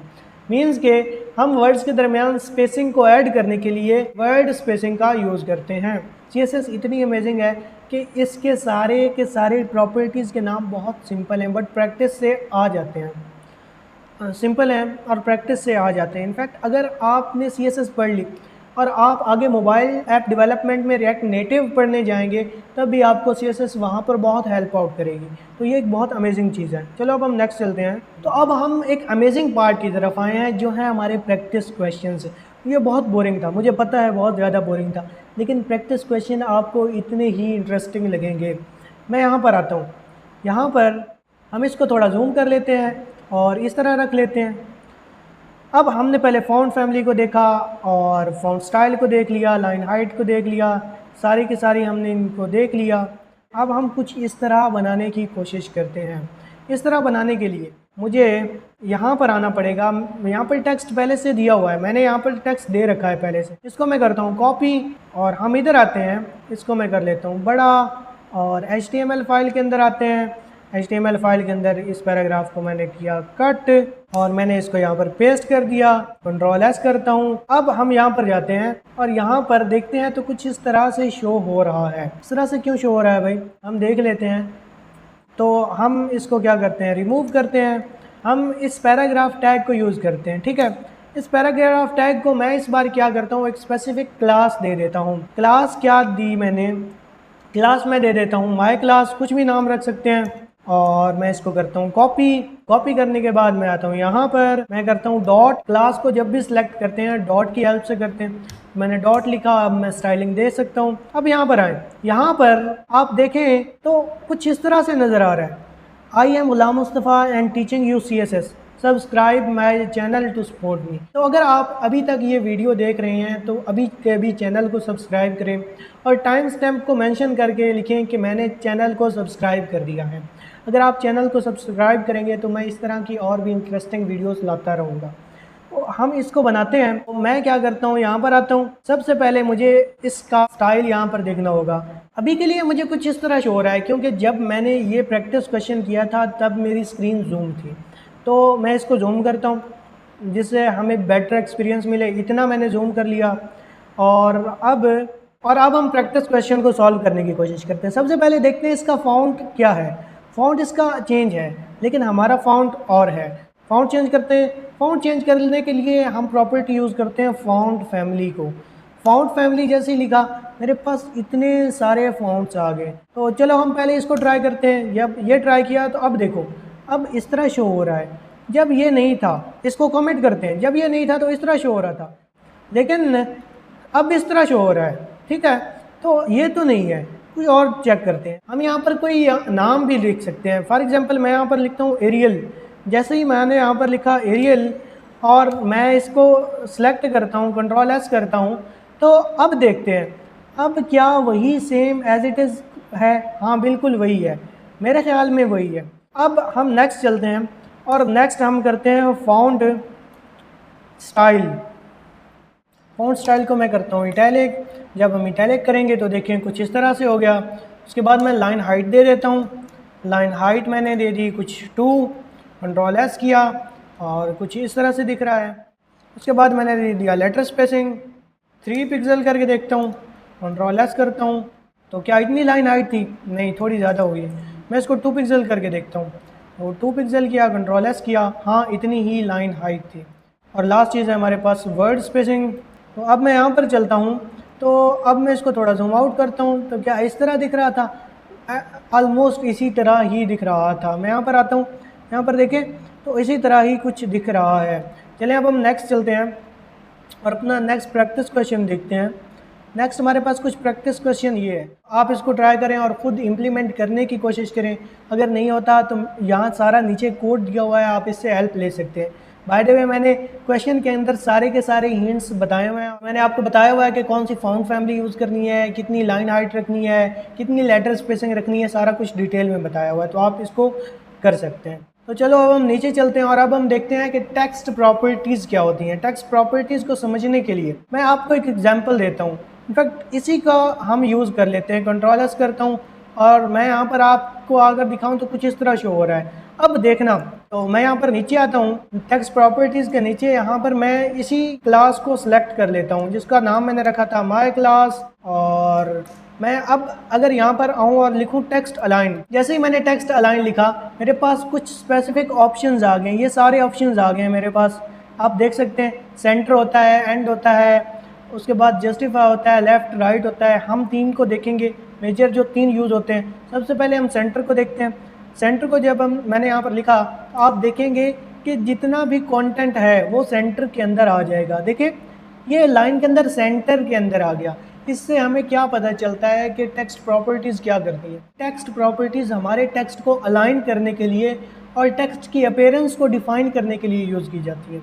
चलो अब हम नेक्स्ट चलते हैं। यहाँ पर पहले मैंने सेंटर देखा, मैं यहाँ पर राइट भी कर सकता हूँ। जैसे मैंने राइट किया, अब आप देख सकेंगे कि टेक्स्ट राइट की तरफ मूव हो गया सारा। जितनी भी लाइंस होंगी वो सारी राइट की तरफ शिफ्ट हो जाएंगी। तो आप यहाँ पर देख सकेंगे, मैं यहाँ पर राइट करता हूँ। जैसे ही मैंने राइट किया तो आप देख रहे हैं जितनी भी लाइंस थी उन पे जितना कंटेंट था वो सारा राइट साइड की तरफ मूव हो गया है। और हम एक यूज़ करते हैं अलाइन लेफ़्ट। अलाइन लेफ़्ट क्या करता है, लेफ़्ट साइड पे कंटेंट को रखता है और बाय डिफ़ॉल्ट हमारा कंटेंट होता भी लेफ़्ट अलाइन है। तो चलो अब हम नेक्स्ट समझते हैं कि टेक्स्ट डेकोरेशन क्या होती है। टेक्स्ट डेकोरेशन को समझने के लिए मैं सेम एग्जांपल लेता हूँ। ये मैंने एग्जांपल ले ली और मैं यहाँ पर कहता हूँ टेक्स्ट डेकोरेशन और अब मैं इस टेक्स्ट को डिफरेंट वे में डेकोरेट कर सकता हूँ। जो 3 मेन यूज़ होने वाले टेक्स्ट डेकोरेशन प्रॉपर्टीज़ हैं उनमें सबसे पहली प्रॉपर्टी है टेक्स्ट डेकोरेशन नन। मैं यहाँ पर लिखता हूँ टेक्स्ट डेकोरेशन नन। तो अभी हमें चेंजिंग नज़र नहीं आ रही होगी क्योंकि यहाँ पर कोई टेक्स्ट डेकोरेशन है ही नहीं। इसके लिए मैं क्या करता हूँ, मैं यहाँ पर आता हूँ और यहाँ पर एक एंकर टैग बना लेता हूँ। यहाँ पर मैंने बनाया एक एंकर टैग और इस एंकर टैग के अंदर मैं यहाँ पर कुछ नहीं रख रहा। यहाँ पर मैं लिखता हूँ google.com और कंट्रोल एस करते हैं। अब देखो ये भी एक टेक्स्ट है, इसके नीचे देखो तो एक लाइन है, हमें ये लाइन नहीं चाहिए।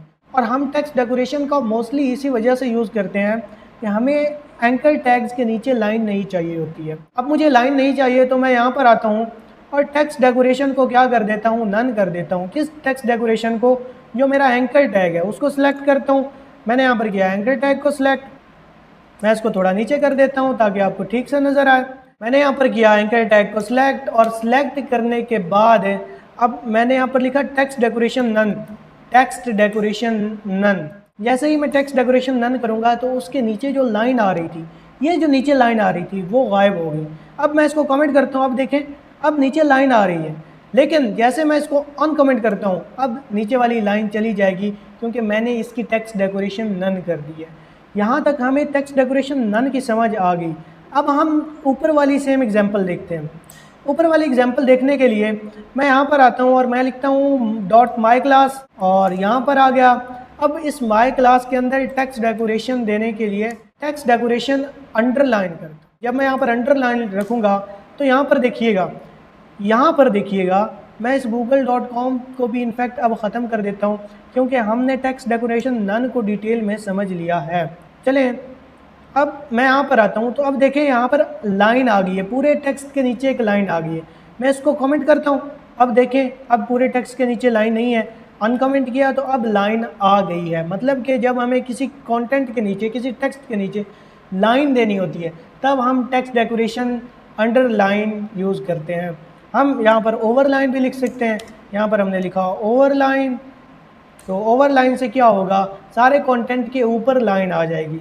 हम यहाँ पर एक और वैल्यू होती है लाइन थ्रू को भी यूज़ कर सकते हैं, और लाइन थ्रू से इस पूरे कंटेंट के यहाँ सेंटर के अंदर लाइन आ जाएगी। चलें अब हमने टेक्स्ट डेकोरेशन को देख लिया, अब नेक्स्ट चलते हैं और अब हम यूज़ करते हैं टेक्स्ट शेडो को। टेक्स्ट शेडो एक बहुत अमेजिंग प्रॉपर्टी है CSS के अंदर, आपको अभी मैं बताता हूँ कैसे।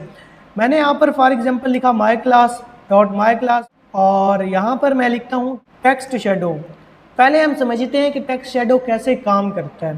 टेक्स्ट शेडो होता क्या है, टेक्स्ट के नीचे एक शेडो देने के लिए हम टेक्स्ट शेडो प्रॉपर्टी का यूज़ करते हैं। अब ये कैसे काम करता है, पहले यहाँ पर हॉरिजॉन्टल वैल्यू दी जाती है कि हॉरिजॉन्टली टेक्स्ट के नीचे शेडो कितना आएगा। यहाँ पर हम वर्टिकल वैल्यू देते हैं कि वर्टिकली कितना शेडो आएगा। ये हम पिक्सेल्स के अंदर दे सकते हैं या डिफरेंट यूनिट्स के अंदर दे सकते हैं। यहाँ पर हमने हॉरिजॉन्टल वैल्यू दे दी, यहाँ पर हमने वर्टिकल वैल्यू दे दी। अब हम नेक्स्ट डिसाइड करते हैं कि हमने कितनी ब्लरनेस रखनी है, कितना शेडो ब्लर होना चाहिए, और उसको हम मोस्टली पिक्सेल्स के अंदर लिख रहे होते हैं। फॉर एग्जांपल मैं 10 पिक्सल कह देता हूँ, कुछ भी आप कह देते हैं। अब इसके बाद फोर्थ वैल्यू होती है जो लास्ट वैल्यू होती है।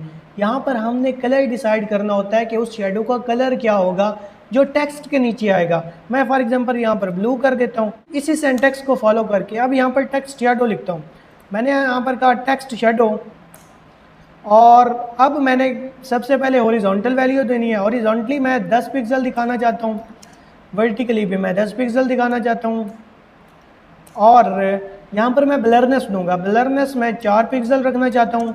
यहाँ पर मैं कोई कलर दे दूंगा, ब्लू दे सकते हैं, ब्लैक, रेड, जो मर्जी है आपकी। मैं यहाँ पर ब्लैक दे देता हूँ और कंट्रोल एस करते हैं। अब यहाँ पर आओ, यहाँ पर क्या तुम देख सकते हो, क्या तुम यहाँ पर देख सकते हो कि टेक्स्ट है, उस टेक्स्ट के नीचे कुछ शेडो आ गया है। अगर मैं इस ब्लर को यहाँ पर 0 कर दूँ तो फिर क्या होगा, फिर यहाँ पर सेम एज इट इज़ वही लिखा आएगा, क्योंकि ये तो रियल कंटेंट है। ये जो आपको ऊपर वाली लाइन लिख रही है ये रियल कंटेंट है, हमने उसके नीचे शेडो लगा दिया है, और वो शेडो भी बिल्कुल सॉलिड है क्योंकि हमने यहाँ पर ब्लरनेस नहीं दी, ब्लरनेस 0 कर दी है। अगर हम ब्लरनेस को नहीं भी रखते हैं फिर भी हमारे पास सेम यही रिज़ल्ट आता है, सेम हमारे पास यही रिज़ल्ट आता है।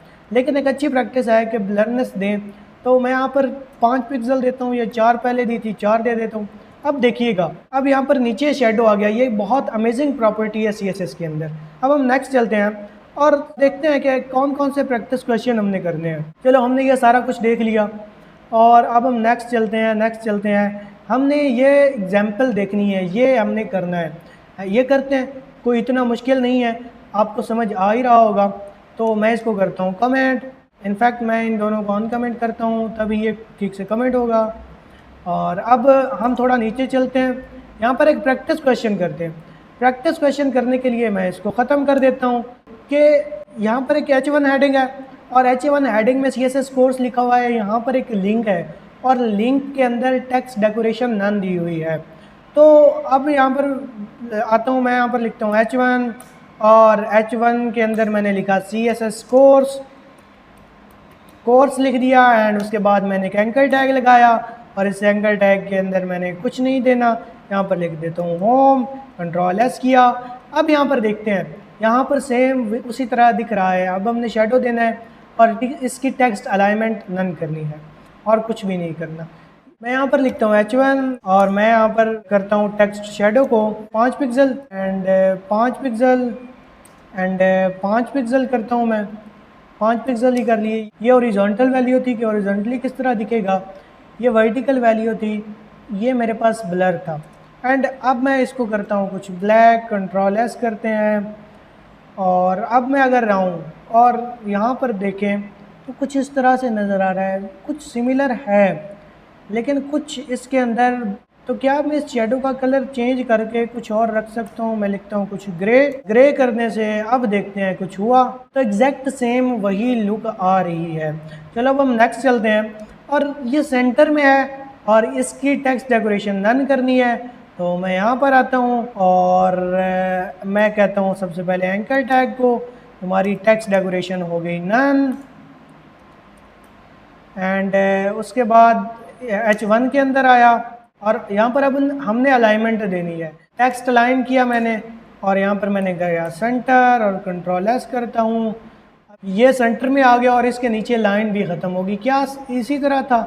हाँ, इसी तरह ही था ऑलमोस्ट। तो चलो अब हमने ये क्वेश्चन कर लिया, अब हम नीचे चलते हैं। तो नीचे हमारे पास एक प्रैक्टिस क्वेश्चन है। ये question same as it is है जिस तरह हमने ऊपर वाली एग्जाम्पल की है, लेकिन यहाँ पर टेक्स्ट का डिफरेंस है। टेक्स्ट का डिफरेंस कैसे है? यहाँ पर लिखा है सब्सक्राइब माई यूट्यूब चैनल, तो आपने यहाँ पर सब्सक्राइब माई यूट्यूब चैनल लिख लेना है, और यहाँ पर विजिट होम भी लिख लेना है। तो अगर आपने अभी तक मेरे चैनल को सब्सक्राइब नहीं किया तो किस चीज़ का वेट कर रहे हैं? अभी मेरे चैनल को सब्सक्राइब करें और बेल आइकन ज़रूर दबाएं, वीडियो को लाइक भी करें और कमेंट करें कि आपको मेरी वीडियो कैसी लग रही है। तो चलो अब हम नेक्स्ट चलते हैं, और नेक्स्ट अब हमारे पास कलर रिप्रेजेंटेशंस आ गई। ये एक बहुत अमेजिंग टॉपिक है। इसको समझने के लिए मैं यहाँ पर आता हूँ, और ये बहुत सिंपल भी है। मैं यहाँ पर इसको ख़त्म करता हूँ, और इनफैक्ट इसको मैं कमेंट ही कर देता हूँ। बाकी सारा कोड भी कमेंट किया, मैं आपको ये सारा कोड दे भी दूंगा डिस्क्रिप्शन के अंदर। यहाँ पर हम फॉर एग्जांपल हेडिंग बना लेते हैं, हेडिंग, और हेडिंग के अंदर लिखते हैं सब्सक्राइब, एंड कंट्रोल एस करता हूँ। यहाँ पर आता हूँ, और यहाँ पर देखें तो यहाँ पर सब्सक्राइब लिखा है। अब इस सब्सक्राइब की हेल्प से हम इन सारे टॉपिक्स को कवर करेंगे। यहाँ पर आए तो यहाँ पर कौन कौन से टॉपिक्स हमारे पास हैं? हमारे पास 4 तरह के डिफरेंट कलर रिप्रेजेंटेशंस हैं, और ये बहुत अमेजिंग है। हमने पहले भी कलर रिप्रेजेंटेशंस को यूज़ किया, लेकिन मैं आपको बताता हूँ कि हमने कैसे यूज़ किया। हम क्या करते थे? हम करते थे, इसको थोड़ा नीचे कर लेता हूँ, और हम क्या करते थे? हम करते थे H1, इसका क्या कर दो, कलर कर दो रेड। अभी तक हमने ये किया है, हमने ये किया है। तो देखें यहाँ पर अब कलर रेड हो गया। कलर रेड कैसे हुआ? मैंने यहाँ पर लिखा कलर इक्वल्स टू रेड। इसी को हम नेम्ड रिप्रेजेंटेशन कहते हैं। नेम रिप्रेजेंटेशन में हम कलर का कुछ नाम देते हैं। मैंने यहाँ पर लिखा एक्वा, तो अब हम देखते हैं, तो यहाँ पर एक्वा कलर हो गया। यहाँ पर मैं लिखता हूँ अगर ब्राउन, तो यहाँ पर देखिएगा ब्राउन कलर हो जाएगा। मैं यहाँ पर लिखता हूँ ग्रीन, तो यहाँ पर ग्रीन कलर हो जाएगा। मीन्स जो भी हम नाम लिखते हैं वही कलर हमारे पास चेंज होकर आ जाता है कंटेंट का, तो इसे हम नेम्ड कलर रिप्रेजेंटेशन कहते हैं। अब इसी एग्जांपल से हम नेक्स्ट टॉपिक्स को भी समझते हैं। अब नेक्स्ट टॉपिक हमारे पास है RGB कलर रिप्रेजेंटेशन। RGB का मतलब क्या होता है, पहले वो समझते हैं। RGB का अगर आपको मतलब समझ आ गया तो आपके लिए ये कलर रिप्रेजेंटेशन बहुत ईजी हो जाएगी। चलो समझते हैं RGB का मतलब क्या। RGB, ये जो RGB है, इसमें जो R है इसका मतलब है रेड, G का मतलब है ग्रीन, एंड B का मतलब है ब्लू। मीन्स के हमारे पास 3 कलर ये प्रोवाइड करता है। दुनिया के अंदर जितने भी कलर्स हैं वो इन 3 कलर्स से मिलकर बनते हैं, और इन्हीं की हेल्प से हम डिफरेंट कलर्स को चेंज कर सकते हैं। मैं यहाँ पर आपको एग्जांपल देता हूँ। मैं यहाँ पर लिखता हूँ कलर, और अब मैं लिखता हूँ RGB। जैसे RGB लिखा, यहाँ पर सजेशंस आ गई कि आपने कुछ रेड के लिए, ग्रीन के लिए, ब्लू के लिए वैल्यूज़ देनी है। ये जो वैल्यूज़ हैं इनकी रेंज क्या होती है? इनकी रेंज होती है 0 से 255 तक। मिनिमम 0 वैल्यू लिख सकते हैं और मैक्सिमम 255 लिख सकते हैं। मैं आपको एग्जांपल देता हूँ। फॉर एग्जांपल मैंने यहाँ पर लिखा 255, फिर हम सेपरेट करते हैं थ्रू कॉमा। उसके बाद मैंने यहाँ पर लिखा 0, ये थी रेड की वैल्यू। नेक्स्ट है ग्रीन, उसकी वैल्यू मैंने 0 कर दी। अब मैंने लिखा 0 जो मेरे पास ब्लू की वैल्यू थी। तो क्या हुआ, ये दोनों वैल्यू 0 होगी, ये हाईएस्ट होगी, मेरे पास कलर क्या दिखेगा? रेड दिखेगा। लेकिन अगर मैं इसको 0 करता हूँ और इसको मैं क्या कर देता हूँ 255 कर देता हूँ, 255 किया, तो अब मेरे पास रेड और ब्लू की वैल्यू 0 हो गई, तो मेरे पास ग्रीन दिखने लगेगा। अगर मैं इसको 0 कर देता हूँ और 0 करके यहाँ पर मैं 255 लिखता हूँ, तो अब क्या होगा? अब रेड और ग्रीन की वैल्यू 0 होगी और ब्लू की वैल्यू मैक्सिमम होगी, जिस वजह से हमारे पास यहाँ पर ब्लू दिखना स्टार्ट हो जाएगा। अभी आई होप आपको समझ आ गई होगी। मैं अब आपको कुछ और बताता हूँ। यहाँ पर अगर हम टोटल 0 लिखते हैं, जब हम 0 0 0 लिखते हैं मीन्स कि कोई भी कलर नहीं है। जब कोई भी कलर नहीं होता तो उस टाइम ब्लैक होता है, और अगर मैं इन तीनों को 255 कर दूं, मैंने कहा 255 एंड देन कॉमा, मैं इसको कॉपी कर लेता हूं और 255 तो जब मेरे पास सारे कलर्स होते हैं, सारे कलर्स की मैक्सिमम वैल्यू होती है, तो मेरे पास वाइट कलर बनता है। अब आपको लग रहा होगा कि यहाँ पर कुछ है नहीं, लेकिन है, लेकिन उसकी कलर वाइट है। आप यहाँ पर देख सकते हैं, मैंने सेलेक्ट किया तो सब्सक्राइब आ रहा है, लेकिन उसके कलर की वैल्यू वाइट है, इस वजह से शो नहीं हो रहा। अब आप इनके दरमियान कुछ भी वैल्यूज़ लिख सकते हैं। इनको इसको भी हम कुछ भी 78 दे दिया मैंने, इसको मैंने 80 कर दिया, इसको मैंने कुछ 56 कर दिया। तो आप इनके दरमियान कुछ भी वैल्यूज़ लिख सकते हैं और आपके पास बहुत सारे कलर्स अवेलेबल हो जाएंगे। यहाँ पर देखें तो अब ये कुछ कलर हो रहा है। मैं अगर इसको 0 करता हूँ, अब देखिएगा, अब मेरे पास थोड़ा कलर चेंज हो गया। अगर मैं यहाँ पर इसको 255 कर देता हूँ तो मेरा कलर चेंज हो गया। इस तरह से कलर रिप्रेजेंटेशन होती है RGB में। चलो अब हमने RGB देखा, अब हम नेक्स्ट देखते हैं RGBA क्या है। जब मैं यहाँ पर आगे A लगा देता हूँ, इस A का मतलब है अल्फ़ा। अल्फ़ा का मतलब है कि कितनी ट्रांसपेरेंसी होगी इस कलर के अंदर। इसकी एग्जांपल के लिए मैं यहाँ पर कर लेता हूँ कुछ 255 0 एंड 0। अब आपको पता है कि यहाँ पर रेड दिख रहा होगा। अगर मैं इस कलर को थोड़ा ट्रांसपेरेंट करना चाहता हूँ, थोड़ा धुंधला करना चाहता हूँ, तो मैं यहाँ पर कुछ वैल्यू लिख सकता हूँ। फॉर एग्जांपल मैंने यहाँ पर इसको लिखा 0.5, कंट्रोल एस किया तो ये थोड़ा सा धुंधला दिख रहा है, थोड़ा ट्रांसपेरेंट दिख रहा है। अब अगर मैं इसको कर देता हूँ 1 तो यहाँ पर कंप्लीट कलर दिखेगा सही वाला, और अगर मैं इसको कर देता हूँ अल्फ़ा की वैल्यू को 0 तो यहाँ पर मेरे पास कलर बिल्कुल ट्रांसपेरेंट हो गया। ये है सही लेकिन दिख नहीं रहा, ठीक है। तो चलो अब हमने समझ लिया RGBA को। और मैं आपको लास्ट बात बता दूँ, RGBA की वैल्यू 0 से 1 के दरमियान होती है। पॉइंट्स के अंदर भी वैल्यू लिख सकते हैं। फॉर एग्जांपल यहाँ पर हम कुछ पॉइंट के अंदर वैल्यू लिखें तो हम 0.2 भी लिख सकते हैं, 0.5 भी लिख सकते हैं। कुछ वैल्यूज़ देकर हम ट्रांसपेरेंसी को कंट्रोल कर सकते हैं। चलो अब हमने RGB देख लिया, RGBA को देख लिया। नेक्स्ट हमारे पास हेक्स कोड कलर रिप्रेजेंटेशन आती है। जिस तरह हमने RGB को देखा, अब हम क्या करते हैं, मैं यहाँ पर देखता हूँ कलर, और जैसे ही मैंने कलर लिख के इंटर किया, आप देखिएगा यहाँ पर VS कोड ने सजेशंस दिए तो यहाँ पर कुछ वैल्यूज़ हैश के साथ आ रही हैं कलर्स की। इन्हीं को हम हेक्साडेसिमल वैल्यूज़ कहते हैं। यहाँ पर मैं पहले हैश लिखता हूँ, हैश के बाद अब हम 6 डिजिट्स देते हैं। पहले 2 डिजिट्स रेड के लिए होते हैं। फॉर एग्जांपल ये पहले 2 डिजिट्स रेड के लिए, अगले 2 डिजिट्स मेरे पास ग्रीन के लिए होते हैं, उसके बाद अगले 2 डिजिट्स हमारे पास ब्लू के लिए होते हैं। पहले हो गया रेड, फिर ग्रीन, फिर ब्लू, उसी तरह RGB की तरह। और इसके अंदर भी कुछ वैल्यूज़ होती हैं। इसके अंदर वैल्यू होती है 0 से लेकर 9 तक। मैं यहाँ पर क्या कर सकता हूँ, 0 से 9 तक वैल्यू दे सकता हूँ। और इसके अंदर कुछ इंग्लिश के करैक्टर्स भी होते हैं जिनमें A से लेकर F तक होता है। यहाँ पर आपको बताऊँ तो क्या होता है, यहाँ पर 0 से 9 वैल्यूज़ होती हैं हेक्साडेसिमल के अंदर, एंड A से F होता है। ये हमारे पास वैल्यूज़ होती हैं। 0 मीन्स के सबसे कम, F मीन्स के सबसे ज़्यादा, ठीक है। चलो अब हम नेक्स्ट चलते हैं। यहाँ पर हम क्या करते हैं, इसको रेड कर देते हैं और यहाँ पर हम कुछ वैल्यूज़ लिख सकते हैं। जैसे हम वैल्यूज़ को चेंज करते जाएंगे उसी तरह हमारे पास कलर भी चेंज होते जाएंगे।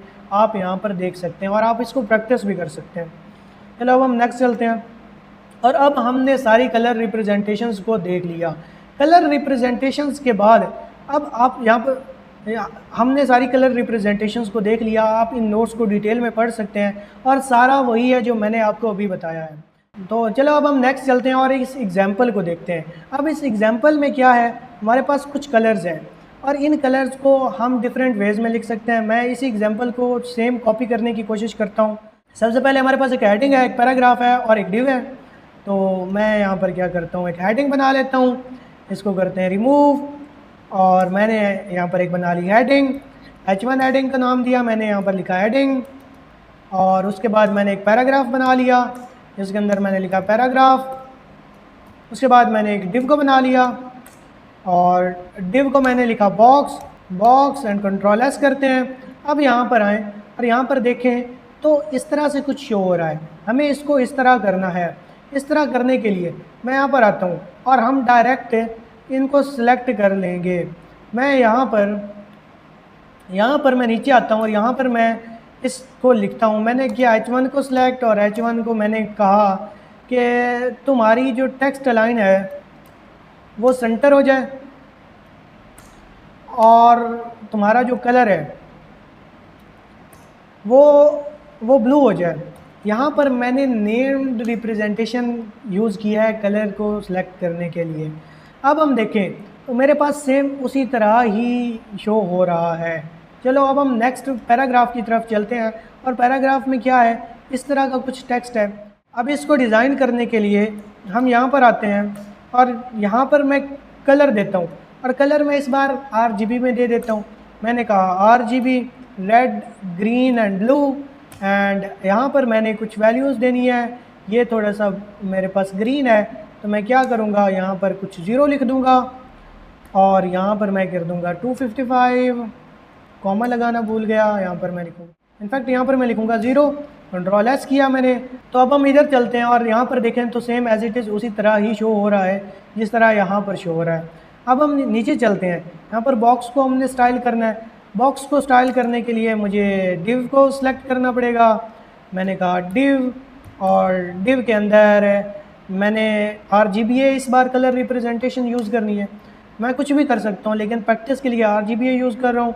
RGBA और RGBA के अंदर पहले हमने रेड देना होता है, ग्रीन देना होता है, ब्लू देना होता है एंड लास्ट में अल्फ़ा की वैल्यू देनी होती है। और यहाँ पर मेरे पास कुछ 255 यहाँ पर लिखता हूँ, यहाँ पर 0 एंड यहाँ पर 0। तो आप देखेंगे कि ये बिल्कुल रेड है। इनफैक्ट मुझे यहाँ पर बैकग्राउंड कलर देना था, मैंने कलर दे दिया है। तो मैं क्या करता हूँ, सिंपली इसका बैकग्राउंड कलर चेंज कर देता हूँ। मैं यहाँ पर कहता हूँ BGC, एंटर कर देता हूँ तो बैकग्राउंड कलर आ जाएगा।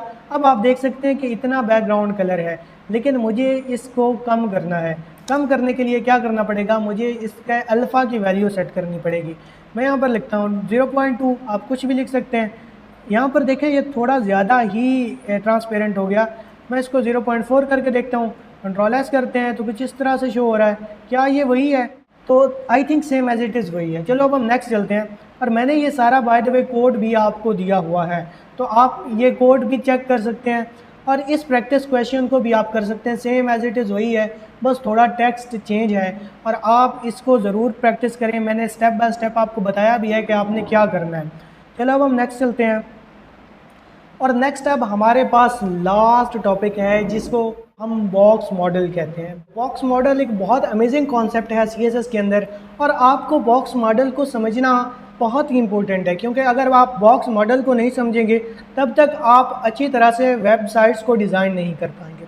मैं इसको समझाने के लिए एक छोटी सी एग्जांपल लेता हूँ। इसको मैं कर देता हूँ कमेंट आउट और मैं नीचे आ गया बॉक्स मॉडल के अंदर। बॉक्स मॉडल के अंदर ये सारी की सारी हमारे पास आ गई प्रॉपर्टीज़, तो हम इनको डिटेल में एक्सप्लेन करते हैं। सबसे पहले यहाँ पर मैं आता हूँ और मैंने एक बॉक्स बनाया हुआ है। हम इस बॉक्स को एक क्लास दे देते हैं, क्लास ना भी दें तब भी काम चल जाएगा, लेकिन यहाँ पर हमने इस बार क्लास दे दी तो मैं इसको क्लास देता हूँ माय क्लास के नाम से। आप कुछ भी नाम रख सकते हैं इसका। इसको मैं कॉपी करता हूँ और यहाँ पर आता हूँ। यहाँ पर आने के बाद मैंने डॉट का यूज़ किया। डॉट क्यों हम यूज़ करते हैं, जब भी हमें किसी क्लास को लिखना होता है CSS के अंदर तो हम डॉट लिखते हैं, क्लास का नाम लिखते हैं और हम इस तरह से किसी भी एलिमेंट को सिलेक्ट कर सकते हैं थ्रू क्लास सेलेक्टर। चलिए अब हम यहाँ पर आते हैं और इस बॉक्स को मैं कुछ हाइट देता हूँ। मैंने इसको height they the for example कुछ 300 पिक्सेल्स।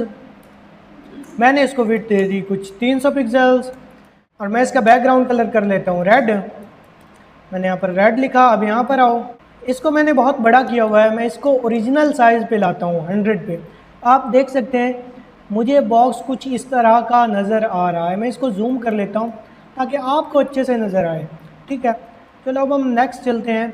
यहाँ पर अब मार्जिन और पैडिंग को समझते हैं। हमने हाइट और विड्थ को देख लिया। यहाँ पर फॉर एग्जांपल मैं पहले आता हूँ पैडिंग लिखता हूँ। पैडिंग यहाँ पर लिखा और पैडिंग मैंने कह दिया 10 पिक्सेल्स। और अब इसको समझते हैं। क्या अब आपको कुछ यहाँ पर चेंजिंग नज़र आई? ये दिखाने के लिए मैं यहाँ पर आता हूँ और यहाँ पर मैं लिख लेता हूँ कुछ टेक्स्ट ज़्यादा। मैं लिखता हूँ लॉरेम 20, इंटर कर दिया, कंट्रोल एस किया, हमारे पास इतना टेक्स्ट आ गया। अब यहाँ पर आओ, यहाँ पर पैडिंग को मैंने जैसे हटाया, मैं इनफैक्ट इसको क्या करता हूँ, इसको मैं साइड बाय साइड ही दिखाता हूँ आपको, क्योंकि आपको साइड बाय साइड ज़्यादा समझ आएगी। तो अब देखना, मैंने पैडिंग को ख़त्म किया। जैसे पैडिंग को ख़त्म किया, अब इस बॉक्स के इस साइड पर ऊपर देखो तो यहाँ पर टेक्स्ट चिपक गया है।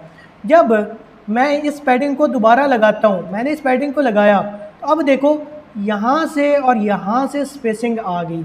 इससे हमें समझ ही आया कि जब भी हम पैडिंग लगाते हैं तो उसका काम होता है किसी भी एलिमेंट के अंदर स्पेसिंग ऐड करना, अंदर वाली साइड पे। हम फॉर एग्जांपल इसको कुछ 50 भी दे सकते हैं। मैंने जब इसको 50 दिया, बॉक्स यहाँ पर बड़ा भी हो गया और इसके अंदर और ज़्यादा स्पेस आ गई है, टेक्स्ट और ज़्यादा अंदर हो गया।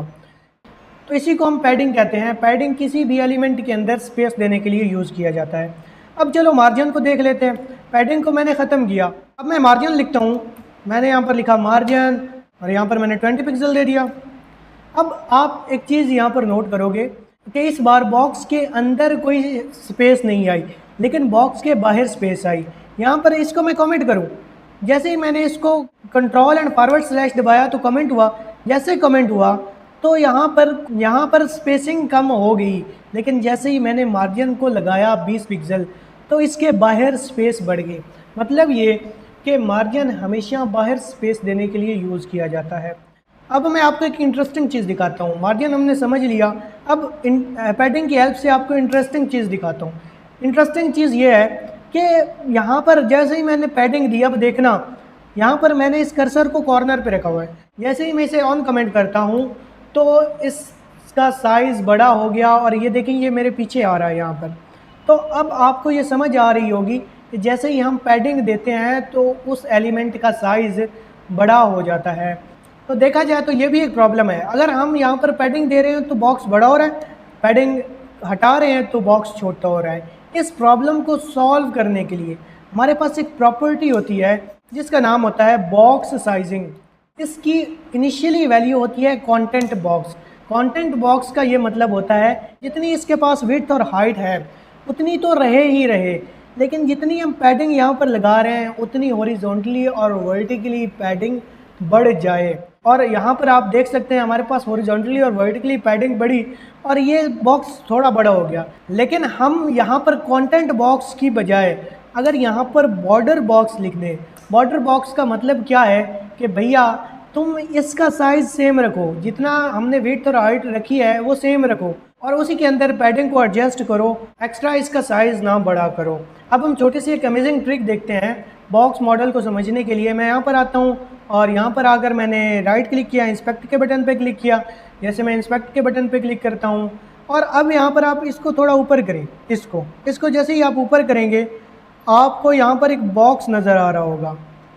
ये बॉक्स आपको नज़र आ रहा है, क्या आपको ये बॉक्स नज़र आ रहा है? ये वाला बॉक्स यहाँ पर देखें तो मैंने जब यहाँ पर इधर सेलेक्ट किया, इधर जैसे ही सिलेक्ट किया मैं सबसे पहले इस एलिमेंट को इनफैक्ट सेलेक्ट करता हूँ और इसको सेलेक्ट कर लिया मैंने।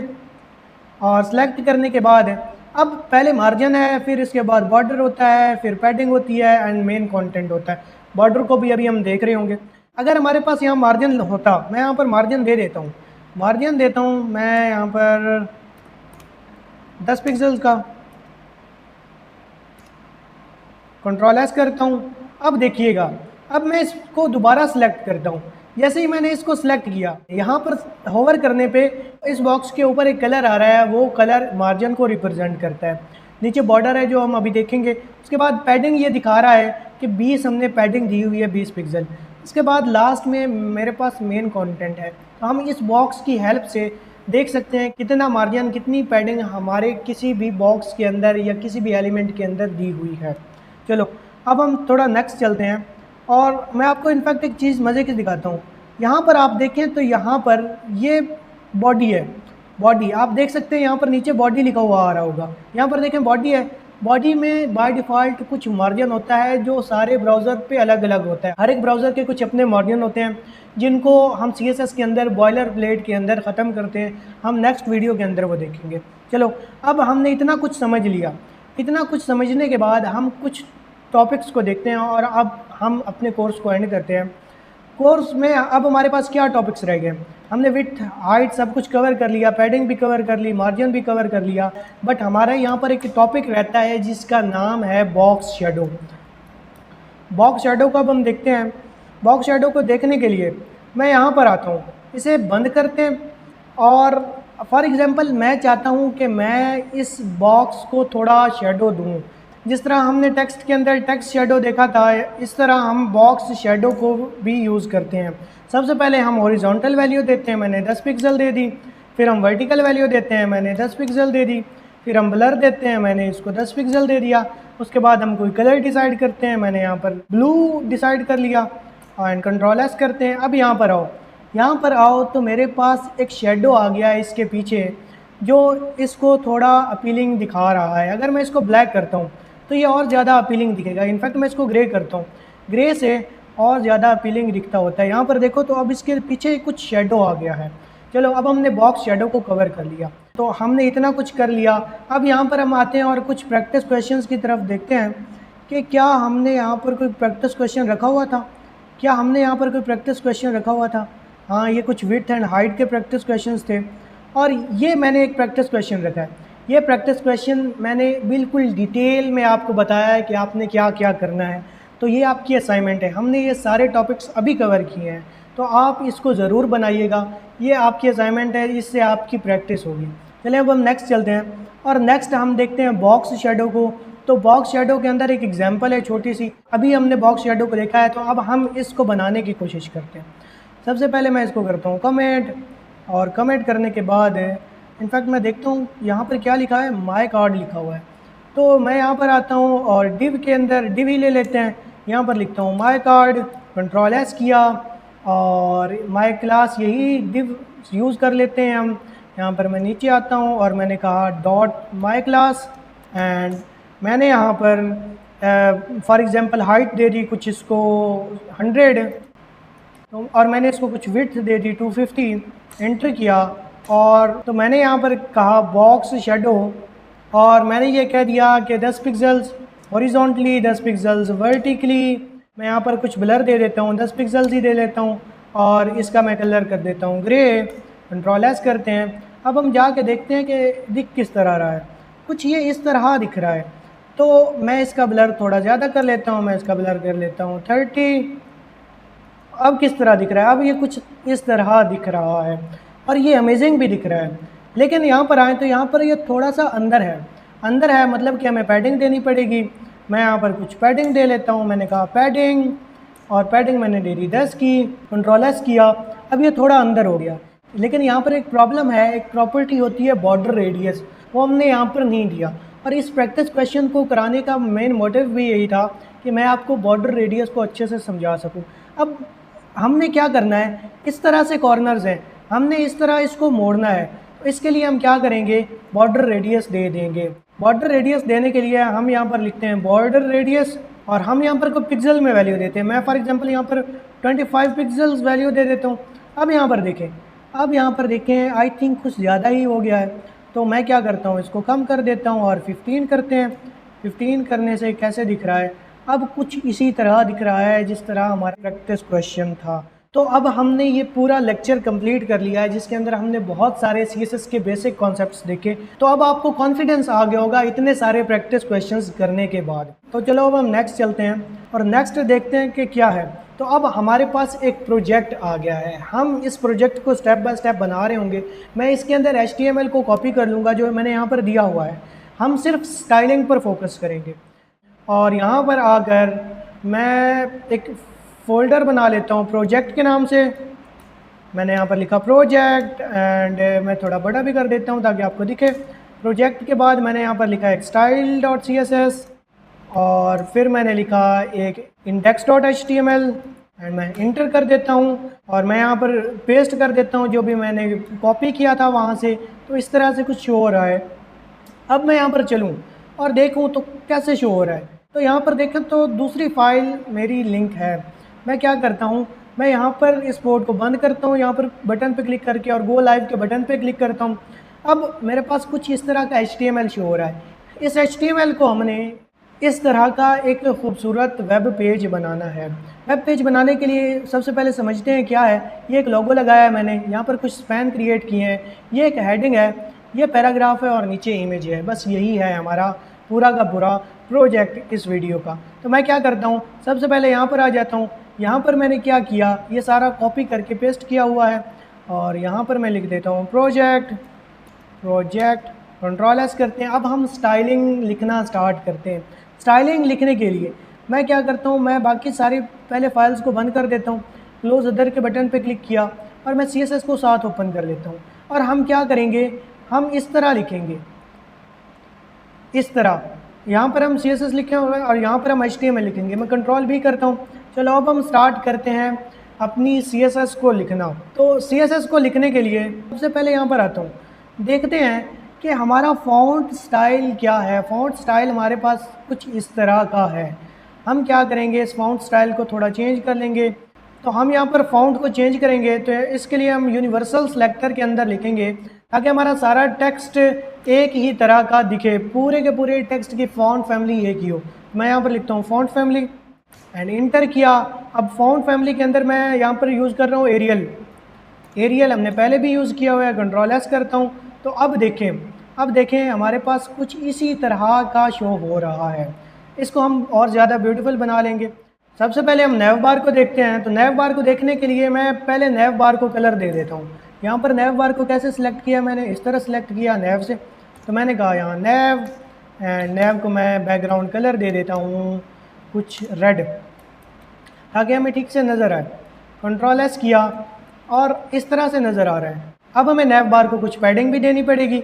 तो मैं यहाँ पर आता हूँ और कुछ पैडिंग दे देता हूँ। मैंने कहा पैडिंग और पैडिंग दे दी मैंने 20 की। कंट्रोल एस करता हूँ।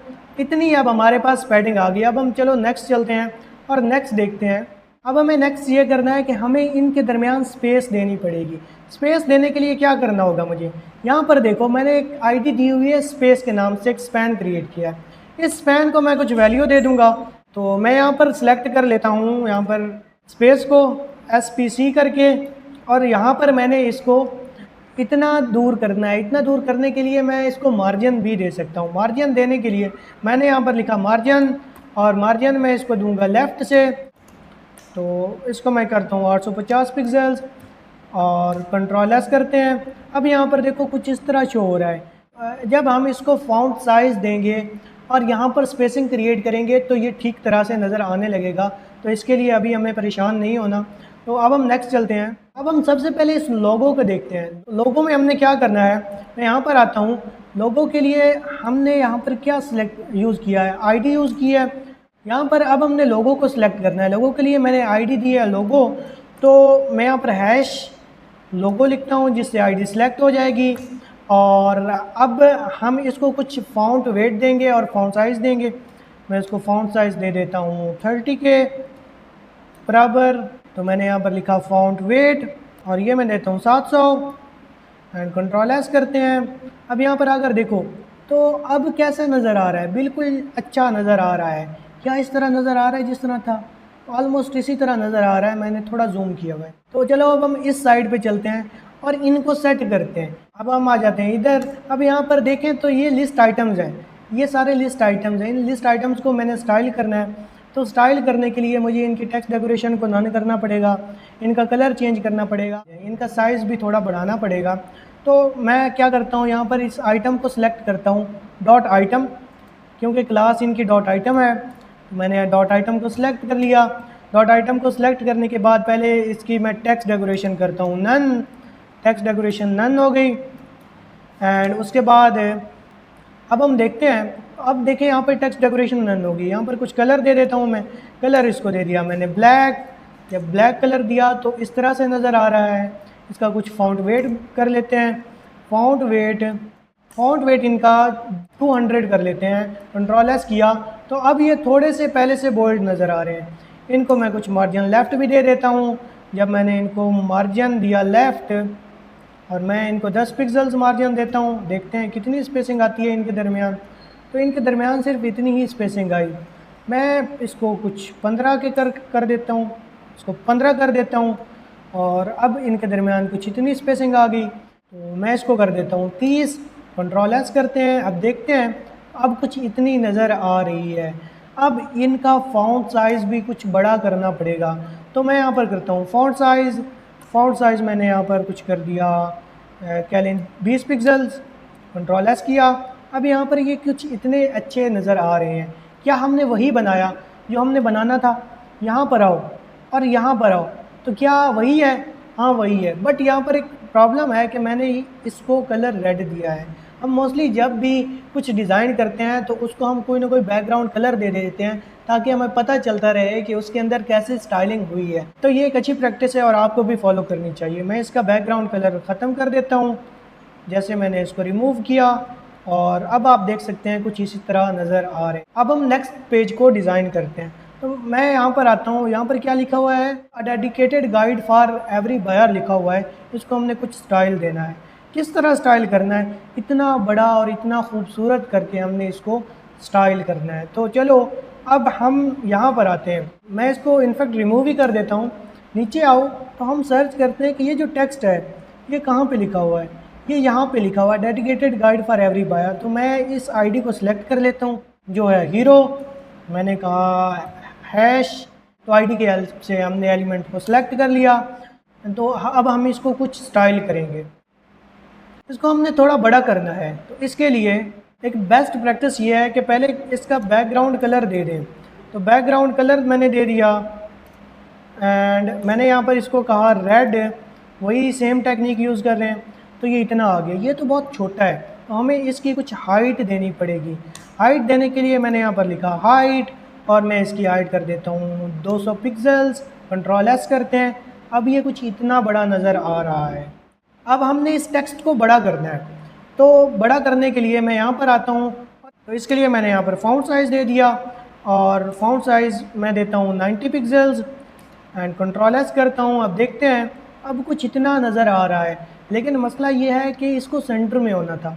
सेंटर में करने के लिए मुझे यहाँ पर टेक्स्ट अलाइन सेंटर करना पड़ेगा। मैंने यहाँ पर लिखा text align centre, control S किया, तो अब ये सेंटर में आ गया है। अब देखें ये कितना अच्छा लग रहा है।